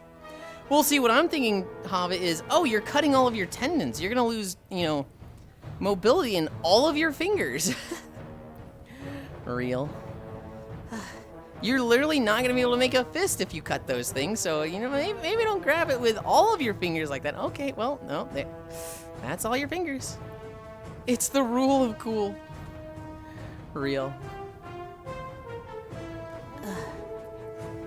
Gang of Dragon looked cool. Monster Hunter. We saw the trailer for Monster Hunter Stories 3. It looks so fucking good. The big moment for me in this was like, I can't wait to play this. It's going to be so fucking good. And Kyra's just like, oh god. Okay, wait, is it turn-based? Oh, is it turn-based? This might be goated. Oh, and I was like, hold on, you didn't know Monster Hunter Stories was turn-based? Yes, it's turn-based. Yes.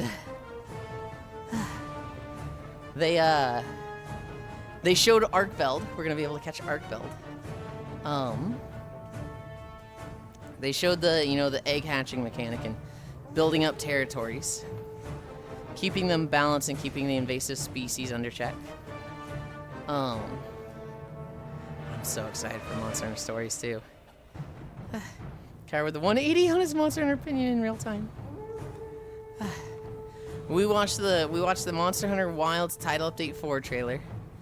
I don't mean to bag on Cairo, but this motherfucker actually said, I don't really consider myself a Monster Hunter fan. And I was like, bitch, you have every gold crown. What do you mean you don't consider yourself a Monster Hunter fan? He's over Hunter rank 400. Huh? It's crazy that Base Wilds is going to be done within a year. Yeah. So we saw the Title Update 4 trailer. We saw Kog'Mazios. We saw Arch-Tempered Jindahad. We saw the new holiday, which is fucking crazy. And then they said, yeah, Title Update 4, final title update. They only did about 4 title updates for World, but they were a lot slower. They were not like every 3 months or so.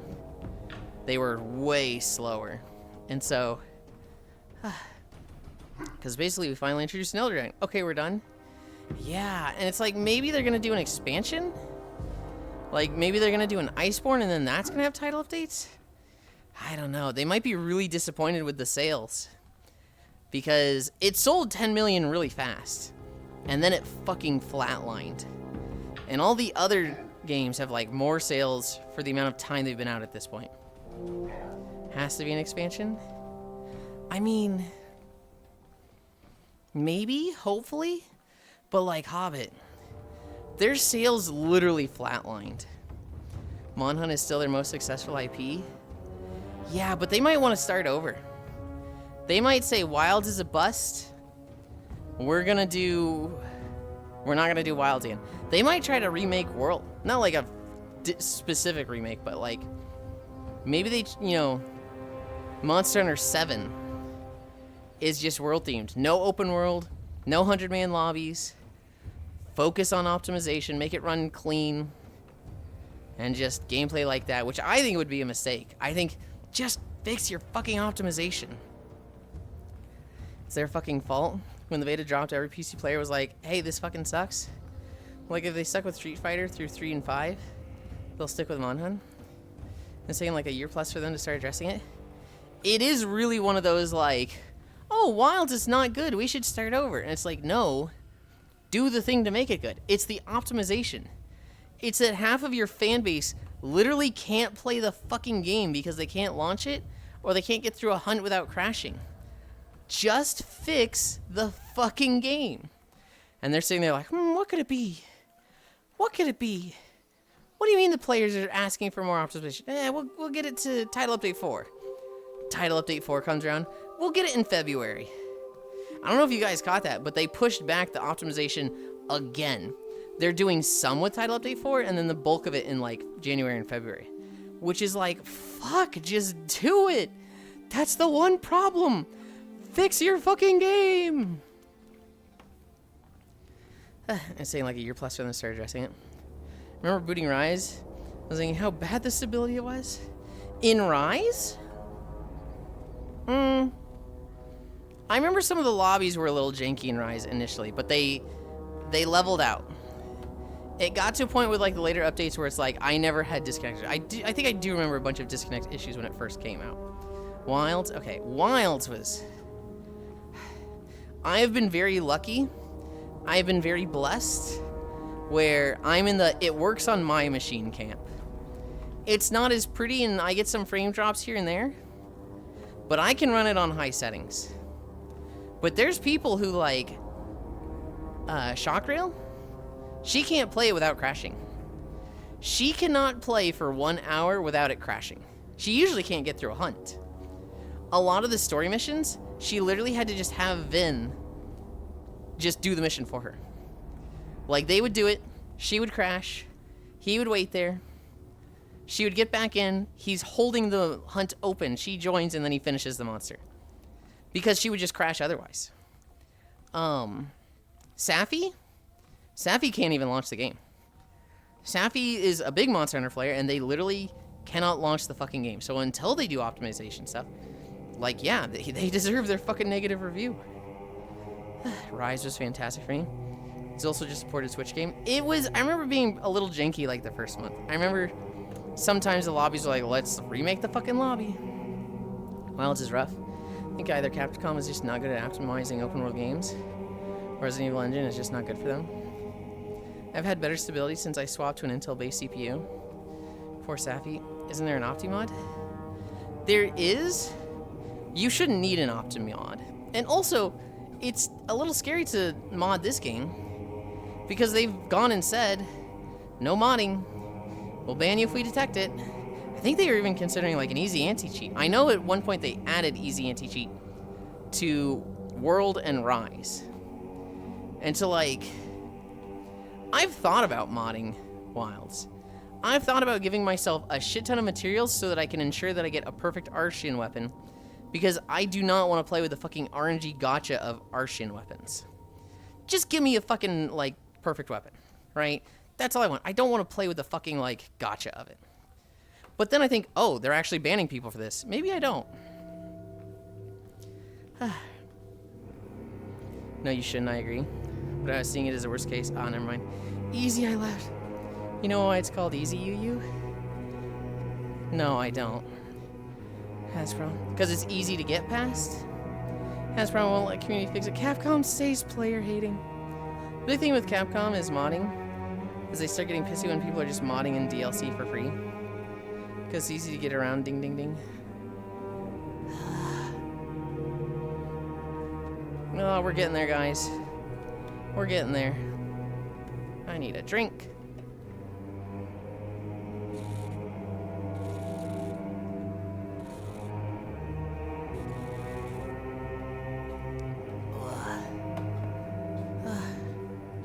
Oh.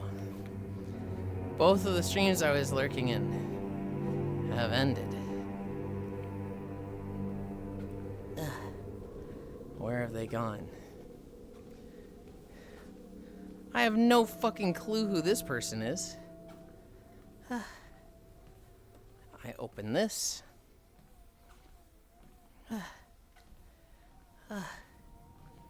I have no fucking clue who this person is. I open this.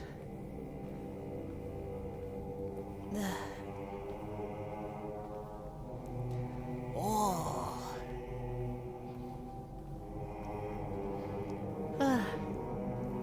Sip. My friend just wants to mod Wild so he can mod Thomas the Tank Engine, the Eldritch Horror. While he fights, it'll play Thomas' theme. I want to, like, ruin hunts for people, right? I don't want to, like, delete people's characters or one-shot monsters. I literally just don't want to play the Arshin system. And honestly, I've been playing the game for, you know, so much. I've got, like, Hunter rank 300 or something, that I probably have enough mats to just dump a bunch into getting a good Arshin weapon. But, like, grr. Are we done in the demon section? B, get the fuck out of here. B, go do your own stream. I see you, B. Get the fuck out of here, B. I'm just kidding. I love you, B. Hi. You know what zone we're in, right?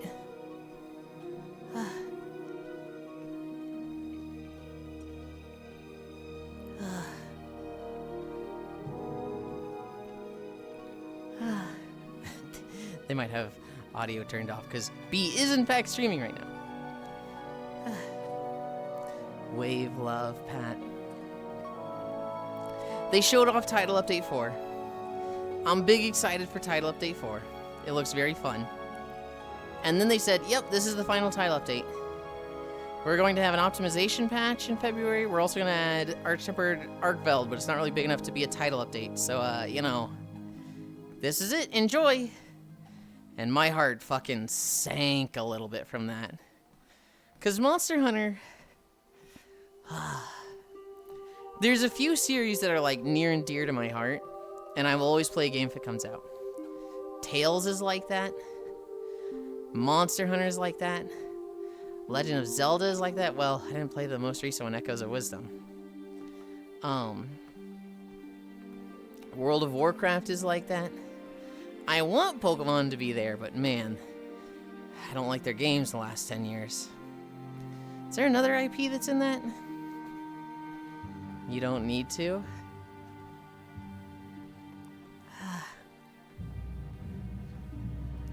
Also, the newest Zelda is Age of Imprisonment. Is it out? Oh, I guess it is out.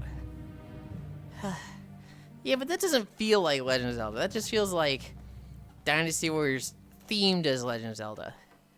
And they do the thing that I really fucking hate when games or stories like animes do. Of like, oh, people like these characters? Let's add more content to an already existing preset thing so that people can have more of this.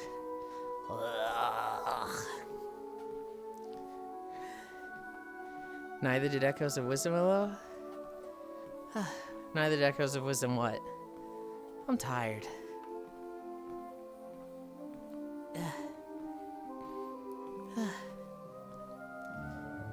I hate it. Star Wars is like the most guilty of this fucking ever.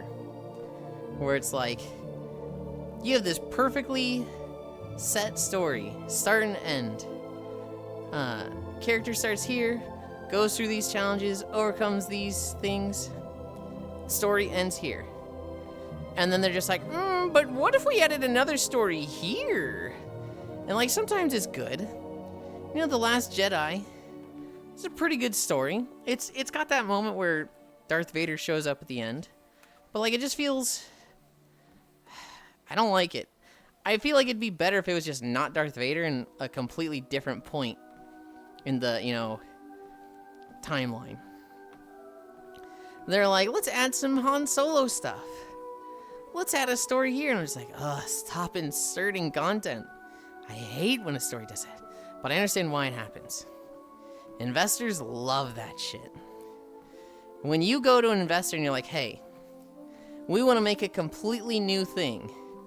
They're sitting there going, ooh, ah, ooh. But then you go, hey, remember this thing that sold 50 million units and made you like a more $1 billion? We want to make a part 2. We want to do that again. And investors like licking their lips like, yeah, boy. So like, I get it. I get why it always fucking happens. I just hate it.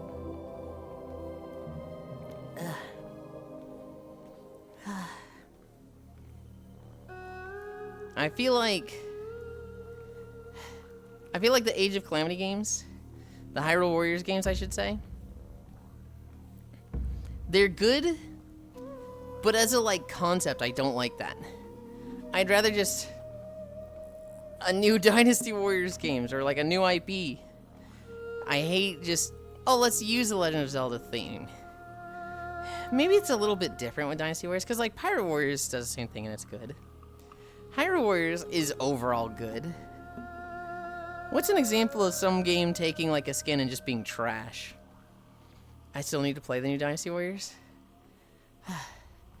I'm kind of, like, off of Dynasty Warriors. I played it a lot in college with my roommate. We had an absolute blast playing those together. And then I think it was 8. 7 or 8. I think it was 7. 7 was dog shit. They tried changing the combat up in 7 and it was horrible. And then 8 came out and they went back. They fixed the combat, but they added dual weapon systems, and so I didn't really like it. 6 was kind of a peak. And I don't think I've really played much. I just, 7 and 8 was definitely like, I don't need more of these. Pre-Persona, they were very samey. Oh, for the Musou games. They've been good and unique for each IP since the Persona Musou. My favorite Musou game was Sengoku Basara. I don't know if you've ever played any of that one, Hobbit. I love Sengoku Basara. However, the Japanese thought the Americans were bad at video games, so they took out the hardest difficulty. So I'm sitting there having an absolute blast playing Sengoku Basara, trying to max out all my weapons. I'm like, man, I just cannot get this final ingredient. I just cannot, for the life of me, get this final thing needed to upgrade my weapon to rank 5. And I look it up on GameFAQs. Yeah, you need to play on extreme difficulty. If you're playing the English version of the game, that doesn't exist. The devs think you're bad at games, so they didn't add extreme difficulty. It is what it is. And I was just like, what? Fuck you! I played the fighting game, not the Musou. Yeah, that sounds about right, pre-PS4 era. I'm still mad about that. There's like 3 Sengoku Basara games. Or I think there's like 4 at this point. But they only translated the 3rd one. So like the first and second one, those are Japan only. The 3rd one was translated. In Japan, it's Sengoku Basara 3. In the US, it's Sengoku Basara. Just, that's it, just Sengoku Basara. And then the 4th one, I don't think they translate. I don't know if they made more after that. I haven't looked into the series in a long time. But that was easily my favorite Musou game. The combat was okay, but it was very, like, graphics-wise, story-wise, extremely over the top. It was very silly. It was the same characters as Samurai Warriors, but, like, Tadakatsu Honda, he's a fucking robot. Ieyasu Tokugawa, he's so fucking hot. He's like a fucking K-pop idol kickboxer. Mitsuhide Akechi, he's literally like a cultist demon worshiper. Nobunaga Oda, he's just a demon. He is literally Satan. Yukimura Sanada? Well, everybody knows that guy uses a spear, right? How do you make him more crazy? Add more spear. He just had 2 spears. Masamune Date? Hi, Violet. I think I figured it out. Yu is a peacock? Alright, you can go fuck yourself, Violet. Masamune Date? Instead of a sword in each hand, he's got 3 swords in each hand and he's fighting like fucking Wolverine claws. And he's got fucking exhaust pipes and handlebars on his horse. I watched the anime that I think is based on the Musou, or other way around. I'm not sure which is based on which. I want to say the game is based on the anime. Yeah, it's sick as fuck. Dude, it's so awesome. The anime in the game is so fucking sick. You use a fish, a cute mermaid? Oh my goodness. I'm not a mermaid. I'm just a dude.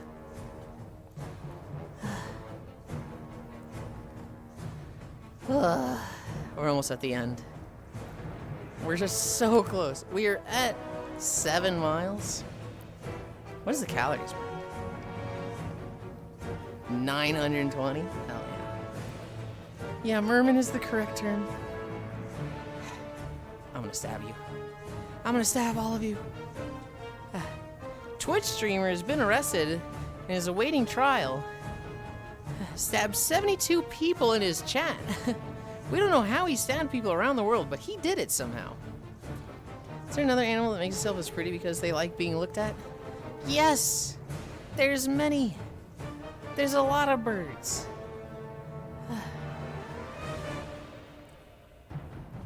What the heck? Can I be a cooler bird than a peacock? Switch streamer, someone invented a way to stab people in the face over the internet. I played Date It, the fighting game, because he was just Wolverine from MVC, like Wolverine. I played Date, and he kind of fucking sucks them out. Oh no.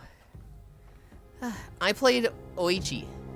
Oichi was my go-to character in Sengoku Basara. I was okay at AoE stuff. My roommate played Keiji, and he was like, he would always kill more enemies than me. But on the hardest bosses, sometimes he would take a hit that brought him down to like 20% health, and he'd have to like leave the room, and Keiji had a move you could spam to heal. Whereas Oichi, I was just pure control. You literally, like, the enemy could not move with me, because I would just grab them with these shadow hands, slam them into the ground, clap, pick them up, slam them into the ground. It was just like, the enemy doesn't get to move against me. Yu is Bird of Paradise, Angelfish. Is a Bird of Paradise the pink one? There is this really pretty pink bird that I'm like, oh, that thing is so pretty. Don't like it. I don't particularly like peacocks. Peacocks are like the example of the absolute flamboyant, attention-seeking prick that's just so full of themselves and big-headed. Stab, giggity. You're talking about a flamingo? I am not talking about a flamingo. It looks like a red robin, but it's pink. It's like pink with like white highlights. I'm like, that's the fucking prettiest bird I've ever seen. I don't remember the name of it. Yulind is a flamingo. I'm gonna stab you, Octal. I'm actually gonna stab you. Peacocks, despite looks, can fly. Yes.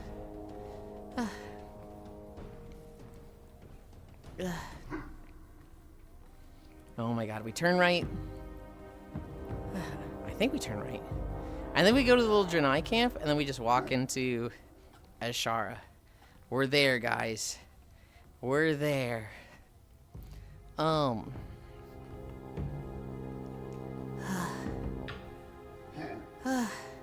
The character I really liked playing was Magoichi Saika.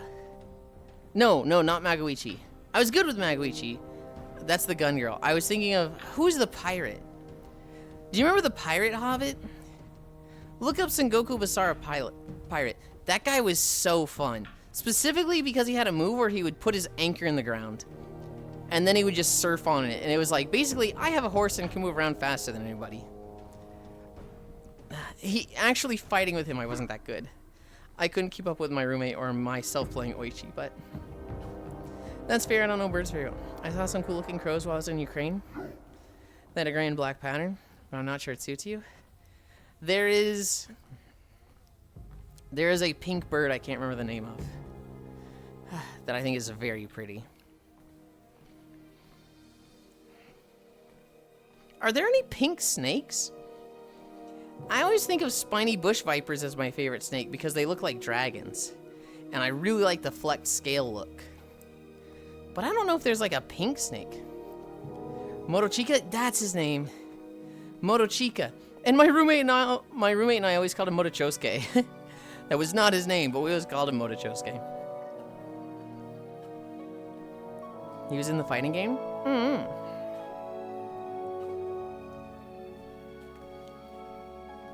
He was an asshole because he had 2 air dashes? Hell yeah.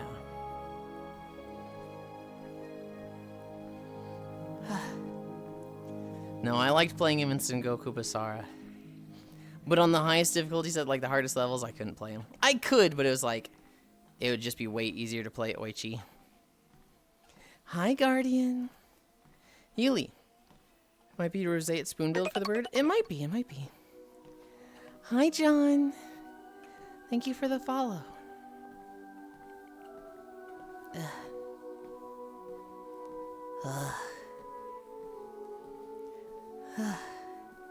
We're so close. I actually don't even know if we're going to the Draenei area. We might have already done that. Because we're just rolling up on Ashara right now. Guardian, it's been a long day.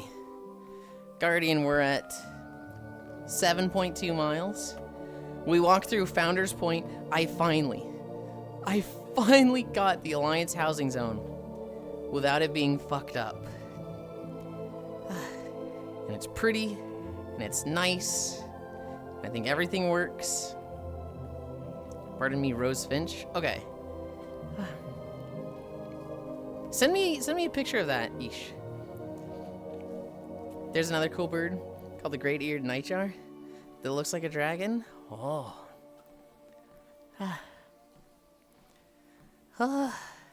We finally got a good recording of Founder's Point. I've had to upload it like 3 fucking times. I was like in the comments this morning, I was like, I'm sorry I keep spamming you guys. Woo! That's uploaded. Next is the Horde one. I'm probably not going to do that today. Maybe tomorrow? Maybe. No, I won't have time tomorrow. Tomorrow is Tails. And then Nap. And then VR. Nightjars look sick. There's the rose-breasted grosbeak male. Cassin finch male. Pine grosbeak male.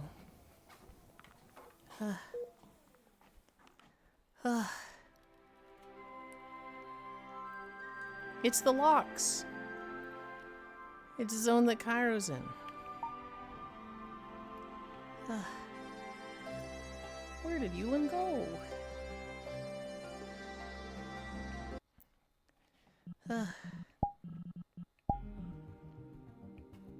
I'm moving stuff around.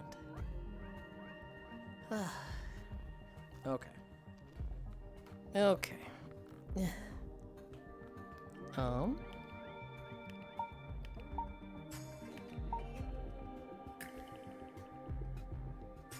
Oh. Huh. You couldn't really see it while I was walking.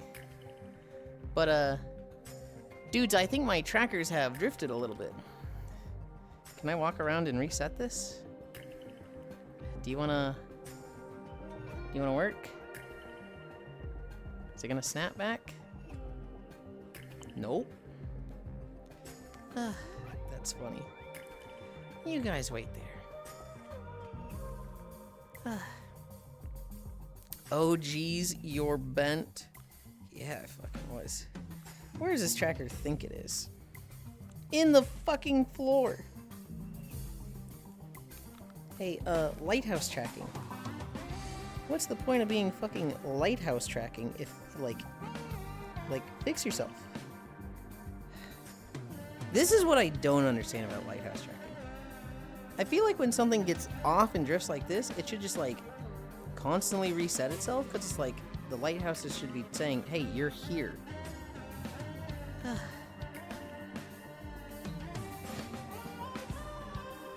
I don't understand how it can, like, get stuck in the floor and be like, yep, it's 5 feet below where it actually thinks it is. Oh, thank you, Octal.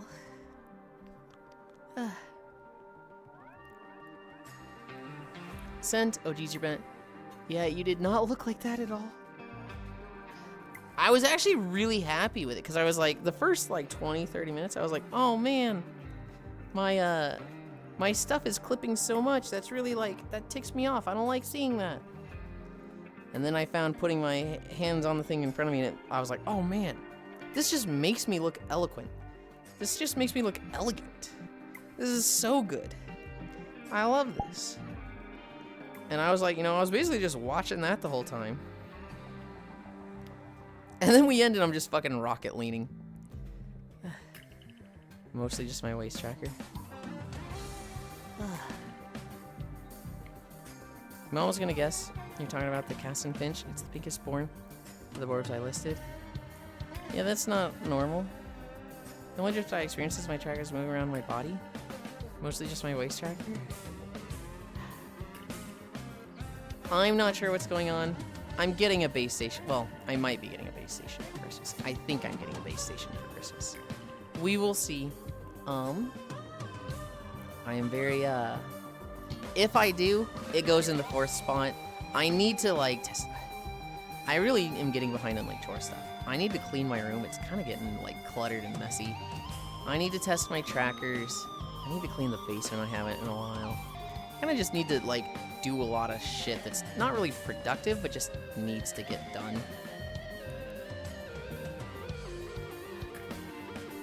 But I don't have time today for sure.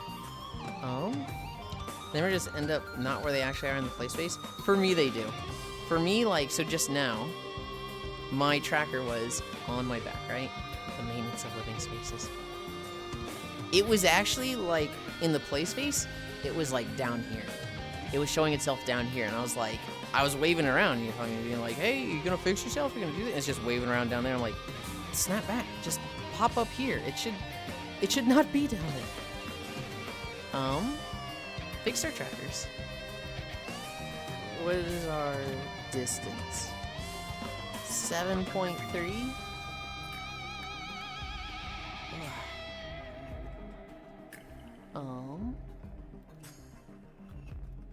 7.3 miles, and now we rest. Done. I close this, and I move that. Ugh. See, that's how I expect it to snap back. I expect it to be like, yep, it's here, and then just phew. Great job today. Thank you. Okay. We have fixed our trackers. We move that to local. We set this here. We went up on the mountain. At one point I was like, I kind of want to just look at something else, and I kind of just walked around the Rally Point Delta just to get up here. Worlds. Chatting. Where would be...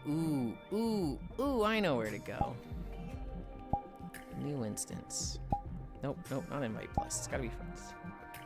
I'm dropping portal like I'm not the only one here.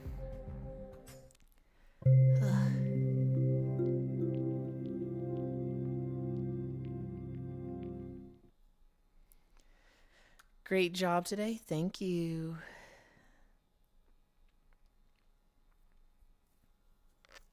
This will be a very fitting world by this outfit.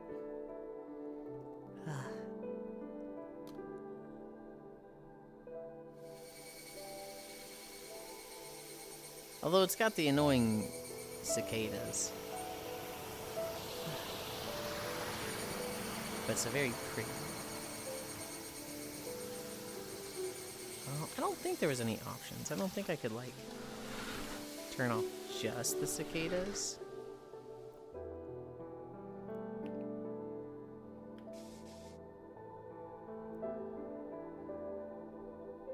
Yeah, I can only turn the audio itself on and off.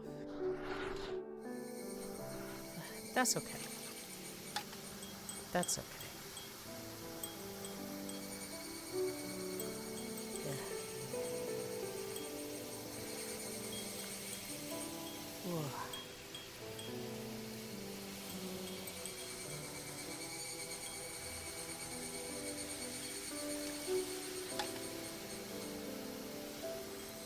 Am I way over this? The fuck was that? Wait, it actually has a gong that goes off on the hour? It just turned 1 and a fucking gong went off. That's crazy.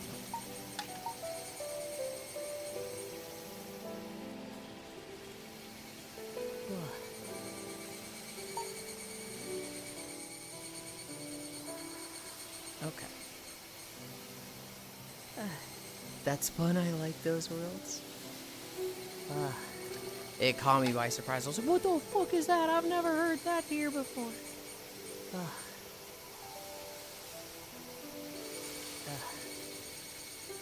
Did I go through all my notes? No, not even close. We talked almost entirely about the Game Awards. For the actual awards, there was one thing I didn't mention. Probably my favorite meme from the whole Game Awards thing.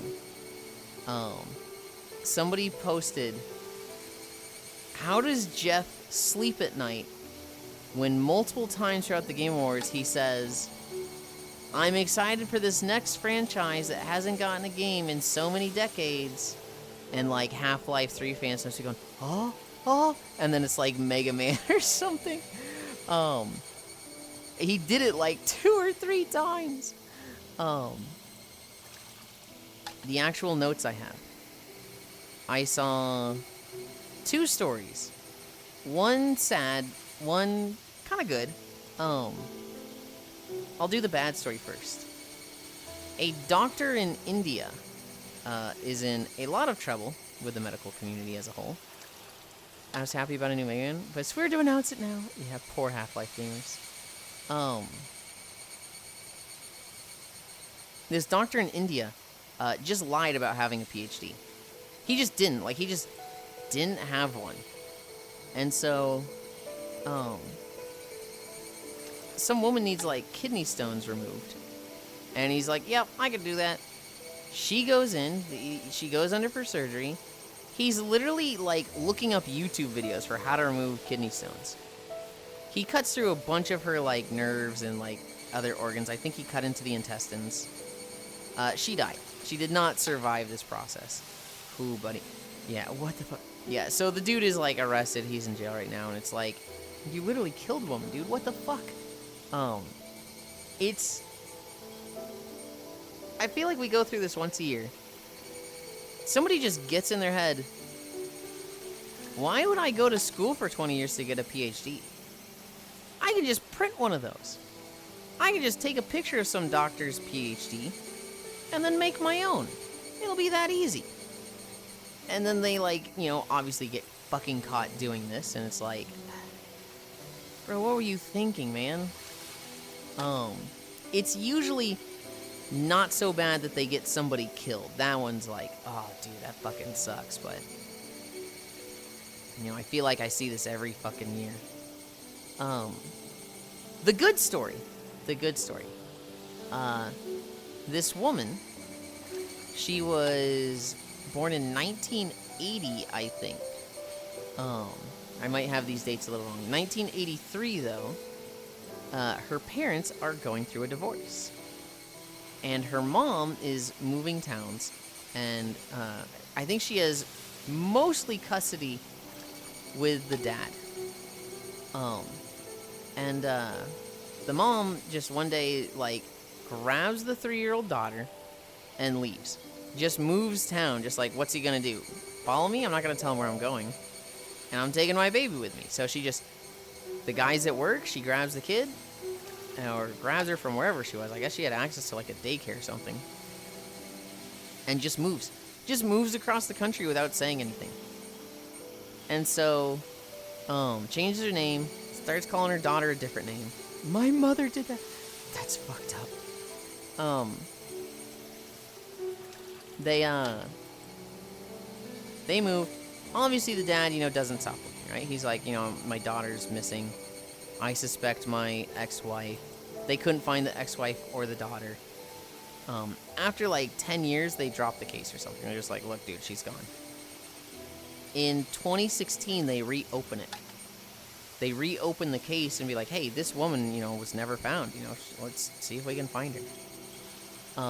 And based on, like, composites of what she would have looked like, they got a tip that was like, this might be the woman you're looking for. I think they were looking for the mom specifically. So this woman comes home. She's like 40 years old at this point, right? I think she's 45 today, but this is in 2020. She's 40 years old. And, She comes home and the police are like, hey, we're looking for this woman. She might also go by this name. And this 40-year-old woman's like, that's my mother. And they're like, oh, are you this name? And she's like, no, I've never heard of that name in my life. I think they do like a DNA sample, and they find out that the daughter, the 40-year-old woman, she's like 99.9% match with a younger sister that the father has had. And so it's like, kind of looking like we found her. And so they're like, yeah, okay, so, turns out your mom kidnapped you 40 years ago. Your real name is this. Would you like to meet your dad? Big Erm, that's kidnapping, lock her up. Oh, she is. She's like 68 at this point or something, or I don't remember how old she is. I think she's 68 now. She was 20 when she had the kid. I'm staying an hour late at work, babe. Oh, that sucks. That sucks, Cairo. My mother married an asshole to take his name so my father wouldn't find us. That sounds a little different, Leia. Yeah, no, the mom is in, I think she's in custody now. The last few years has been this woman being like, hey dad, good to meet you now. Sorry we missed 40 years. Well, I guess she's not saying sorry, but definitely learning like, oh man, my mom, who I really liked and got along with, was apparently fucking Mother Gothel my whole life. Holy shit. But yeah, they found her. They reconnected her with her real family. That's a happy ending, right? That's a good ending.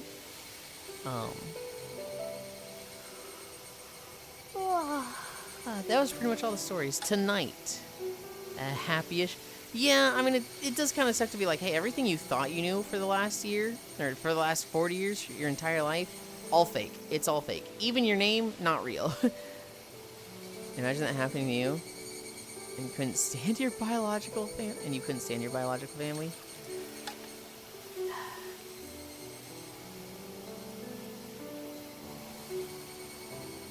Thankfully, she gets along with her biological family, it seems. I think she's also independent of her mother, so it's not like I need these people now. Hi, Logitech. Man, that is a good point, Hobbit. Think about it for you. For me, I'd be very sad. If I learned my parents kidnapped me, hey, this is your real family. They're all anti-vaxxers and flat earthers, yay.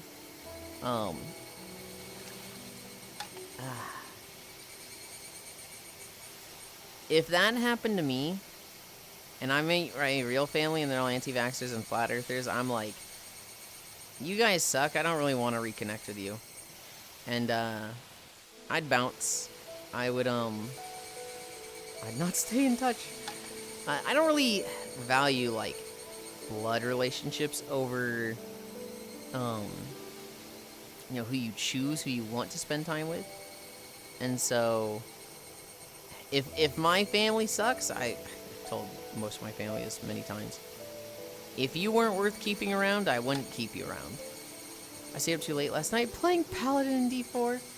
Yeah, I was tempted, Logitech. I saw the reveal for the Game Awards, and I was like, you can't bring me back. Please, you can't make me go back. I don't want to play Diablo. I wouldn't be surprised if I was switched in the hospital, because it does happen in the maternity ward. I would be very shocked, because I look like my mother. I look like a fucking clone of my dad. My dad and I are, like, literally just, like, I just look like the fucking spitting image of him. Not even spitting image. I literally just look like a clone of him. I've seen pictures of what he looked like as, when he's my age. I'm like, God damn, that's just me. Oh my God. It's weird. It's weird seeing pictures of yourself, like, on the beach in, like, surf shorts, and you're like, what the fuck? I'd never wear that, huh? I'm gonna be surprised if I was switched in his cute nose bridge. Okay. Yeah. Today is the 12th? tonight I should be on Core Stream, if it all goes right. Tomorrow I'll be on Cairo's stream for, Tails. Oh god, I'm fucking excited for Tails. Sunday. I don't know if I'm doing anything specific Sunday. Monday. Monday, we're playing Risk of Rain Alloyed Collective. That's with Koyo, that's with Spacefish, that is with Cairo. You only wearing shorts with a bikini top? No, I'm talking about what my father wore. My father would never wear a bikini top. Yeah, Game Awards was fun. Game Awards was really nice. I want to go find somewhere to raid. And I am fucking starving.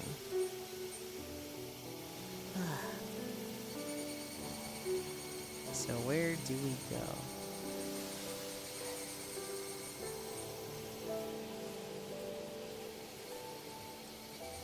I see a good target. I see a very good target. Are you sure? Sure about what? Oh, my dad in a bikini top? Yes, I'm sure. Yes, but Yuli would never wear just shorts. You would have to wear a bikini top too. Of course, you can't just show your nipples off in public. That's degenerate.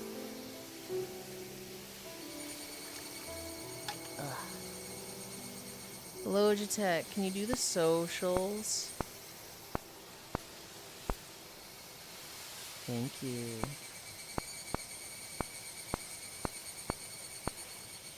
We're gonna go to Wolfie. Wolfie is doing Lego and brick building. Have good food. I will. It is strange I'm getting to where sometimes it does seem bad to see certain topless guys. Oh no. Fine. Wolfie's building a tank. Wolfie's building a tank with Legos, and so that's always fun. Yeah, I think I went over the plans for the next few days.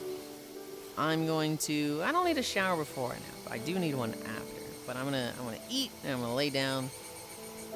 That being said, thank you guys for keeping me company. I'm so happy. I'm so happy Foundry's Point finally worked. Oh my god, I've been fighting that video for so long. I think that's it. Yeah. It is 7.3 miles. I love you. Bye. Be good, Yuli. See you next time. Bye, EP Yulind.